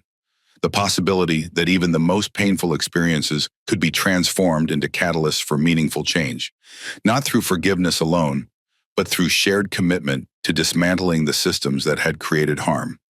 You know, Heather observed quietly as they parted, what happened on Flight 347 represents both institutional failure and human failure. The policies were discriminatory, but I still made choices within that system. Understanding both dimensions is essential for genuine change. Amara nodded. That's why technological solutions alone aren't sufficient. We need better systems and better human awareness operating within those systems. Their redemptive encounter, unexpected and unplanned, embodied the conference's central theme: transformation required addressing both structural and interpersonal dimensions of discrimination. Systems needed redesign, but humans also needed greater awareness of how bias operated through seemingly neutral procedures and protocols. As news of their collaboration spread throughout the conference, it created ripples of hope and possibility. If Amara Reynolds and Heather Whitfield could find common purpose in transforming the systems that had pitted them against each other, perhaps genuine change was possible across the entire industry. The powerful symbol of their joint presentation, the teenager who had been handcuffed until bleeding, standing alongside the flight attendant who had initiated that chain of events, both now committed to systemic transformation, captured the complex, difficult, but ultimately hopeful work of creating transportation systems where equal dignity was guaranteed by design rather than dependent on individual discretion. This isn't about vengeful justice, Amara had stated during their presentation. It's about ensuring no one else experiences what I experienced. That's not something I can accomplish alone. It requires transformation at every level, from corporate policies to individual awareness. In that statement lay the essence of redemption, not erasure of past harm, but commitment to preventing future injury through genuine understanding and systematic change. Part 5, Lasting Impact. The MIT campus buzzed with anticipation as technology leaders, aviation executives, civil rights advocates, and government officials gathered for the inaugural Transportation Equity Summit. Banners featuring the FlightRight logo adorned the entrance to the prestigious Stata Center, where computational innovations regularly reshaped industries and societies. Exactly 1 year had passed since Amara Reynolds had boarded Lux Global Flight 347 and encountered discrimination that would transform not just her life, but an entire industry. Now, as a sophomore computer science student with growing recognition in both technological and civil rights communities, she prepared to deliver the summit's keynote address. "You ready for this?" asked Miguel Ramirez, whose documentation of the original incident had created accountability that might otherwise have been impossible. Now serving as FlightRight's Community Engagement Director, he had become both colleague and friend to the Reynolds family. "As ready as I'll ever be," Amara replied, reviewing her notes one final time. The scars on her wrists had faded to thin white lines, barely visible unless you knew to look for them. Their physical healing paralleled the industry's transformation, not erased completely, but reshaped into something constructive rather than destructive. In the audience, aviation executives sat alongside civil rights leaders, technology developers next to regulatory officials, an unprecedented convergence of stakeholders committed to preventing discrimination in transportation. The Reynolds case had created common ground where previously there had been primarily adversarial relationships. Dr. Elizabeth Morgan, the summit organizer and MIT professor specializing in algorithmic fairness, introduced Amara with palpable respect. Her response to personal trauma has catalyzed industry-wide transformation. Rather than seeking only individual remedy, she envisioned and helped implement systemic solutions that protect countless travelers. Please welcome Amara Reynolds. Applause filled the auditorium as Amara approached the podium, her composed confidence a testament to both personal resilience and growing professional authority. At 18, she commanded attention not through volume or theatrics, but through precision and purpose. 1 year ago today, she began, I boarded a flight with a legitimate business class ticket and was immediately treated with suspicion and hostility. My documentation was questioned when no one else's was. I was physically restrained and injured simply for attempting to sit in the seat I had purchased. The audience sat in respectful silence, many having seen the videos that had catalyzed public outcry and legal accountability. What happened to me that day was traumatic, Amara continued, but it wasn't unique. Similar discrimination happens daily to travelers who don't have the resources, platform, or privilege to demand accountability. What makes my experience significant isn't what happened, but what happened afterward. How a personal injury became the catalyst for structural transformation. She gestured to the large screen behind her, where data from Flightright's first year of operation appeared in compelling visualizations. In the past 12 months, our app has documented and resolved 11,432 incidents of potential discrimination across commercial transportation. The data revealed patterns that isolated complaints couldn't establish: specific routes, terminals, and carriers where disparate treatment occurred most frequently. The screen shifted to show improvements across key metrics. Discriminatory incidents down 68% industry-wide. Verification consistency up 84%. Same procedures applied to all passengers. Passenger satisfaction ratings among minority travelers increased by 52%. Security efficiency improved by 29%, despite more standardized protocols. These numbers represent real progress, Amara acknowledged. But technology alone can't eliminate discrimination. Flightright creates accountability and documentation. But meaningful change requires human commitment at every level of these systems. She highlighted specific transformations across the industry. The Reynolds verification standard implemented by all major U.S. carriers' body cameras for security personnel with automatic footage preservation, independent passenger advocates stationed at major airports, federal regulations prohibiting discriminatory profiling and security protocols, comprehensive training incorporating actual footage from discriminatory incidents. Perhaps most significantly, Amar noted, we've seen cultural transformation in how incidents are addressed. When discrimination occurs, as it still sometimes does despite these improvements, airlines now respond with accountability and remedy rather than denial and defensiveness. The presentation continued with examples of innovative approaches emerging across the industry, from Delta's real-time equity monitoring system to United's passenger advocacy program to American's comprehensive bias training curriculum. What these initiatives share, Amar explained, is recognition that discrimination isn't just morally wrong, it's operationally inefficient, legally indefensible, and financially catastrophic. Equal treatment produces better outcomes for everyone, not just those who might otherwise experience discrimination. In the audience, aviation executives nodded in agreement. The business case for eliminating discriminatory practices had become increasingly clear as data demonstrated improved operational efficiency, reduced liability exposure, and enhanced customer satisfaction across all demographics. Technology can create accountability, Amara continued, transitioning to the summit's forward-looking theme. But only humans can create change. The tools we've developed monitor and document discriminatory patterns, but transforming those patterns requires human commitment to equality and dignity. She introduced the next generation of tools being developed by her research team at MIT, artificial intelligence systems that could identify potential discrimination in real time, allowing intervention for situations escalated to physical restraint or injury. The goal isn't to replace human judgment, Amara clarified, but to support and verify it. By providing objective data on treatment patterns, we create accountability that prevents discriminatory outcomes regardless of conscious intent. 3 major airline executives sat in the front row, their companies having already committed to implementing these monitoring systems across their operations.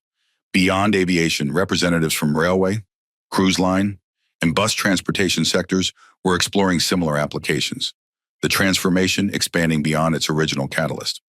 Looking forward, Amara concluded, our challenge is expanding these protections beyond those with smartphones and technological literacy.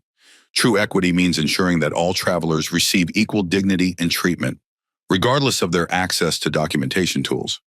She unveiled a new initiative, a partnership between Flightright and major transportation hubs to install monitoring kiosks where travelers without smartphones could report discrimination and access immediate advocacy resources. 5 major airports had already committed to implementing these systems, with others expressing interest.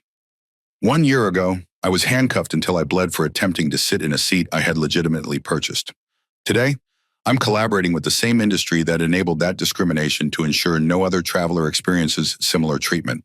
That transformation, from victim to advocate, from injury to innovation, represents what's possible when we approach discrimination as a systemic challenge requiring systemic solutions.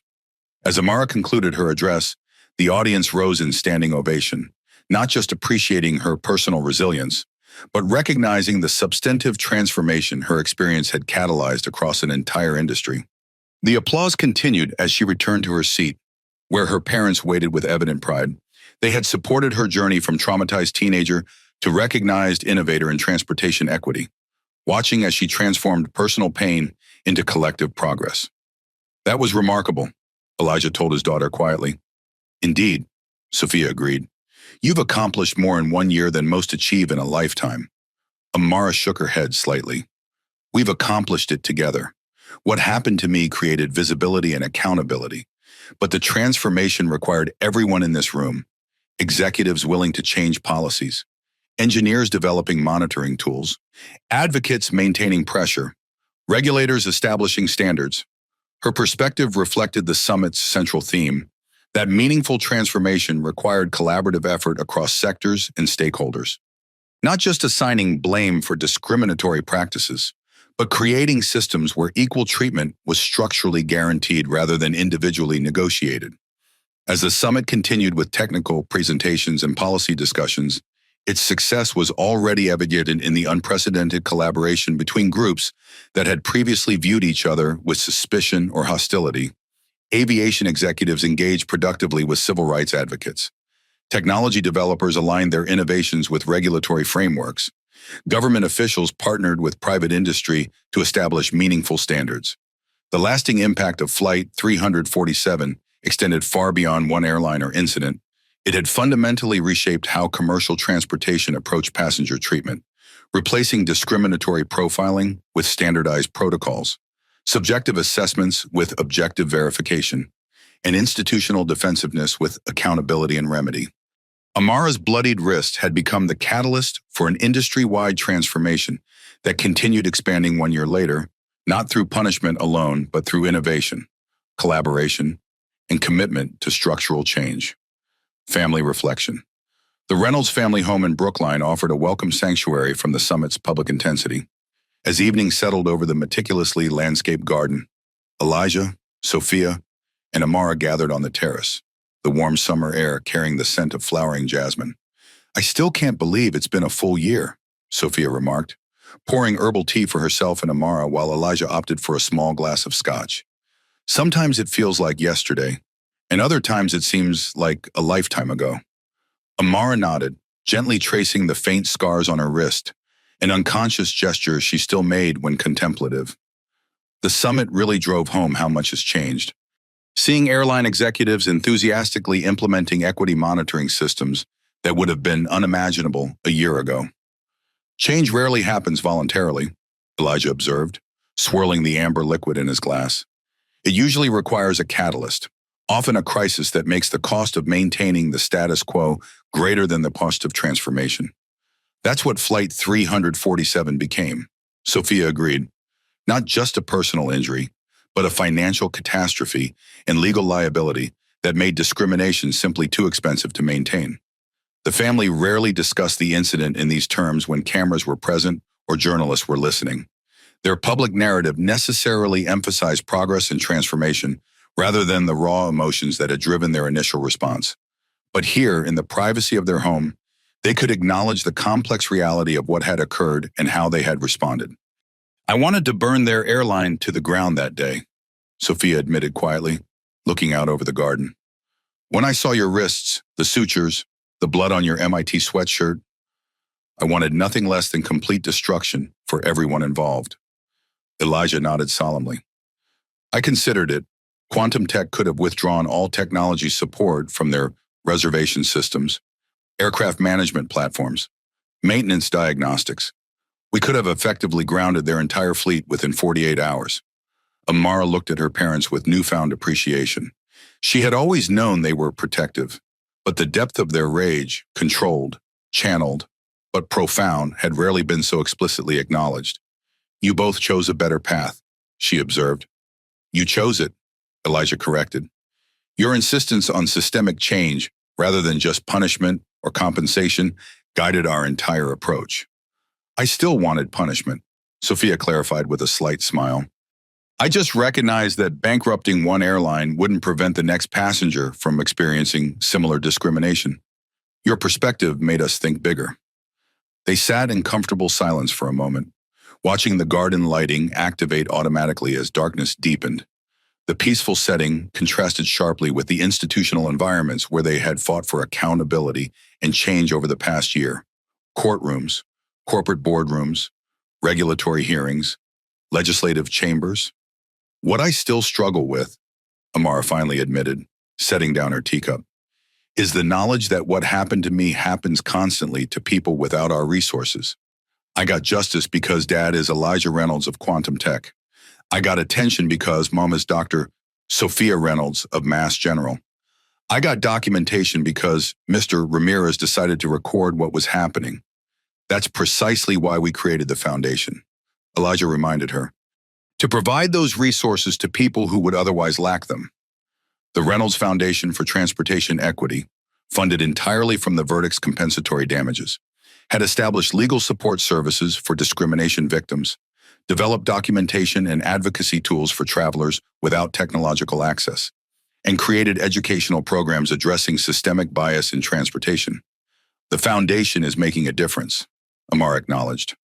But the system shouldn't require extraordinary resources to produce ordinary justice, which is why we focused on structural change rather than just individual remedy, Sophia noted.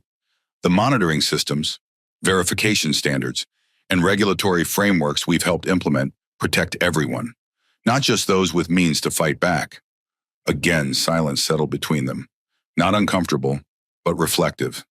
Each family member processing their individual journey over the past year while appreciating how their collective response had created impact far beyond what any of them could have achieved individually. I had nightmares for months, Amara revealed suddenly. I never mentioned them because there was so much happening, so much to accomplish. But I would dream about the handcuffs tightening, cutting deeper, blood running down my arms while everyone just watched. Sophia reached for her daughter's hand, medical concern and maternal love equally evident in her expression. Why didn't you tell us? You both were already doing so much, managing the legal proceedings, developing the monitoring systems, establishing the foundation. My nightmare seemed secondary to the larger work we were doing. Nothing is secondary to your well-being, Elijah stated firmly. Nothing. I know that, Amara assured them. And the nightmares have mostly stopped now. They're replaced by something else, not dreams exactly, but a sense of purpose that feels clearer than before. What happened was traumatic, but it also showed me exactly what I want to dedicate my life to addressing. Her parents exchanged glances, recognizing their daughter's resilience while still concerned about the emotional toll of her experience. We've used our platform to highlight his without privileged advocates, Sophia acknowledged, shifting the conversation slightly. That's been one of the most meaningful aspects of this work for me personally. The Reynolds family had deliberately used their visibility to amplify less privileged voices, partnering with civil rights organizations to identify and support travelers who had experienced similar discrimination but lacked resources for effective response. That college student from Atlanta who was removed from his flight because another passenger felt uncomfortable sitting next to him, Elijah recalled. Using our foundation's legal team to support his case made a significant difference. And establishing the Rapid Response Network so advocates can be physically present at major airports within 30 minutes of reported discrimination. Amara added, that's prevented situations from escalating to the point where physical restraint seemed justified. Their conversation continued as darkness fully settled over the garden, each family member sharing perspectives on what had been accomplished and what remained to be done. They discussed technical improvements to the monitoring systems, potential expansion to international carriers, and legislative initiatives still pending in Congress. But beneath the pragmatic planning lay something deeper, a family bonded not just by blood and love, but by shared commitment to transforming personal trauma into systemic change. Their individual expertise, Elijah's technological innovation, Sophia's medical precision, Amara's computational brilliance had converged in responding to discrimination that might otherwise have been dismissed as an isolated incident. "I'm proud of us," Sophia finally said, her usual clinical detachment softened by emotion. "Not just what we've accomplished externally, but how we've supported each other through this process. It would have been easy to let rage or vindictiveness drive our response. Instead, we channeled those emotions into creating meaningful change." Elijah raised his glass slightly. "To transformation, personal and systemic. To justice that protects everyone, not just those with privilege," Amara added.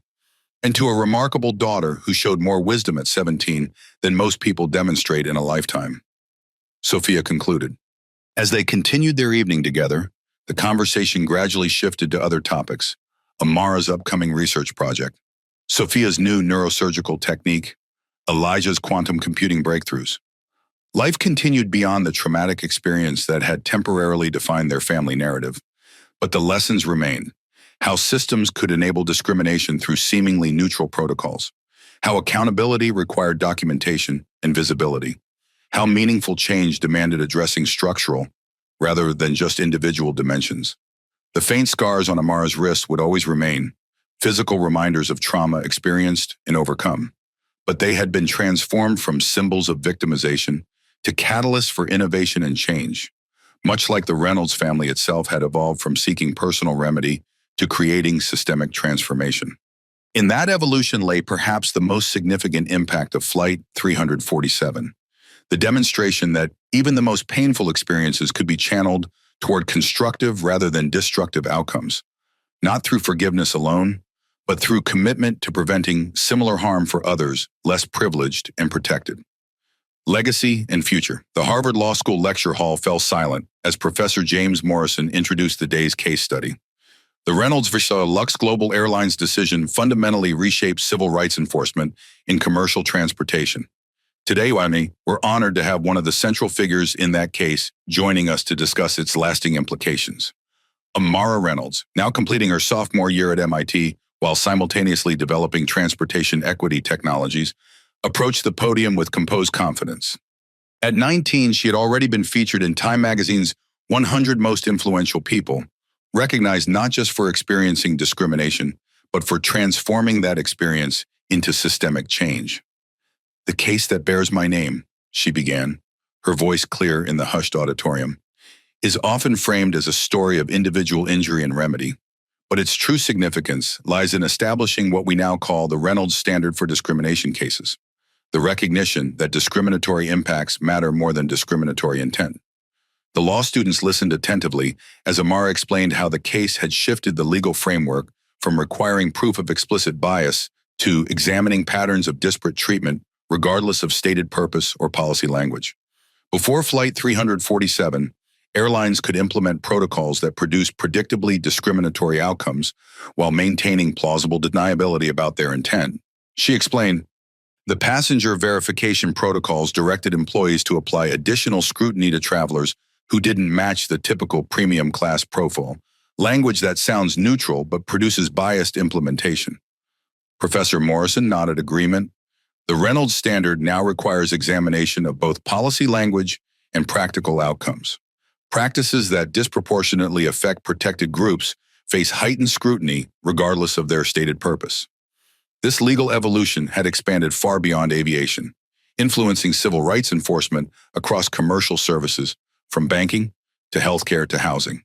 The precedent established in Reynolds, Lux Global created accountability mechanisms that address structural rather than just interpersonal discrimination. Rain began falling outside, droplets streaking the tall windows of the historic building as Amara continued her presentation. The weather seemed to emphasize the gravity of the discussion, creating a cocoon of focus within the lecture hall. Across the transportation industry specifically, the transformation had become self-reinforcing as companies discovered that eliminating discriminatory practices actually improved operational efficiency, customer satisfaction, and financial performance. What had begun as legal compliance evolved into business strategy. Delta Airlines had pioneered real-time equity monitoring, using AI systems to identify potential discrimination patterns before they escalated to incidents. United had established an industry-leading passenger advocacy program with representatives at major hubs authorized to intervene in developing situations. American Airlines had implemented comprehensive bias training, incorporating virtual reality simulations that allowed employees to experience discrimination from the passenger perspective. Airlines now compete on inclusion metrics and training excellence, Amara noted, displaying industry publications highlighting these developments. What began as mandatory compliance has evolved into market differentiation, carriers promoting their equity achievements alongside their on-time performance and customer satisfaction ratings. The technology driving these transformations had advanced significantly since Amara first developed FlightRight in her MIT dorm room. The app had evolved into a comprehensive platform used by over 8 million travelers worldwide, while the monitoring systems she designed with her research team now operated at 76 major airports across 4 continents. The next generation of these technologies, Amara explained, outlining her current research focus, integrates predictive capabilities with intervention protocols. By identifying potential discrimination patterns in developing situations, the system alerts passenger advocates who can intervene before incidents escalate to physical restraint or injury. Early implementation at test airports had produced remarkable results. Discriminatory incidents reduced by 83%. Passenger satisfaction increased across all demographic categories, and security processing efficiency improved by 37% despite more standardized protocols. Technology enables accountability, Amara emphasized, but meaningful change ultimately requires human commitment to equal dignity. The most sophisticated monitoring systems cannot replace ethical leadership and cultural transformation. That transformation extended beyond corporate policies to regulatory frameworks, with the Federal Aviation Administration implementing what industry publications called the most comprehensive civil rights enforcement mechanism in transportation history. The Passenger Civil Rights Protection Act passed with bipartisan support following extensive hearings on the Reynolds case, established clear standards, verification requirements, and accountability measures. What makes these developments particularly significant, Professor Morrison observed, is their extension beyond aviation to other transportation sectors. Railway systems, cruise lines, bus companies, and rideshare services have all implemented similar protections, creating comprehensive safeguards across the travel ecosystem. Amara nodded agreement. That expansion represents our current focus at the Reynolds Foundation, ensuring that civil rights protections extend to all travelers regardless of transportation mode, geographic location, or socioeconomic status. The foundation had established legal support services in transportation hubs across the country, providing immediate advocacy for travelers experiencing potential discrimination. Their rapid response network could deploy trained advocates to major airports within 30 minutes of reported incidents, preventing situations from escalating to the point of physical restraint. Perhaps the most significant legacy, Amara continued, is the establishment of the Transportation Civil Rights Database, the first comprehensive repository of discrimination incidents, responses, and outcomes across all carriers and modes. This visibility makes patterns undeniable and accountability unavoidable. The database, initially controversial within the industry, had eventually been embraced as carriers recognized its value for identifying problematic patterns before they escalated to legal liability. What began as external accountability had evolved into internal improvement mechanisms as companies used the data to enhance their own training, policies, and practices. Looking toward the future, Amara concluded, transitioning to her vision for continued transformation, our challenge is expanding these protections globally and across socioeconomic boundaries. Civil rights shouldn't depend on national borders or technological access. Her current projects included developing monitoring systems for international carriers, creating advocacy resources for travelers with limited technological literacy, and designing verification standards that protected all passengers regardless of appearance, language, or documentation. As the lecture concluded, a law student raised his hand with the question that inevitably emerged in these discussions. Ms. Reynolds, given everything you have accomplished, do you ever wish the incident on Flight 347 hadn't happened, that you hadn't experienced that discrimination and injury?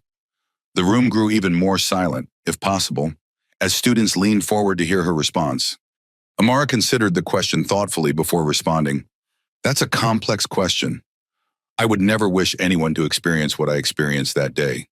The humiliation, the physical injury, the violation of dignity. These are harms no one should endure. She paused, gathering her thoughts. But I also recognize that without that incident and the visibility it created, the systematic discrimination occurring daily in commercial transportation might have continued indefinitely. My bloodied wrists created accountability that might not have existed otherwise. Another brief pause.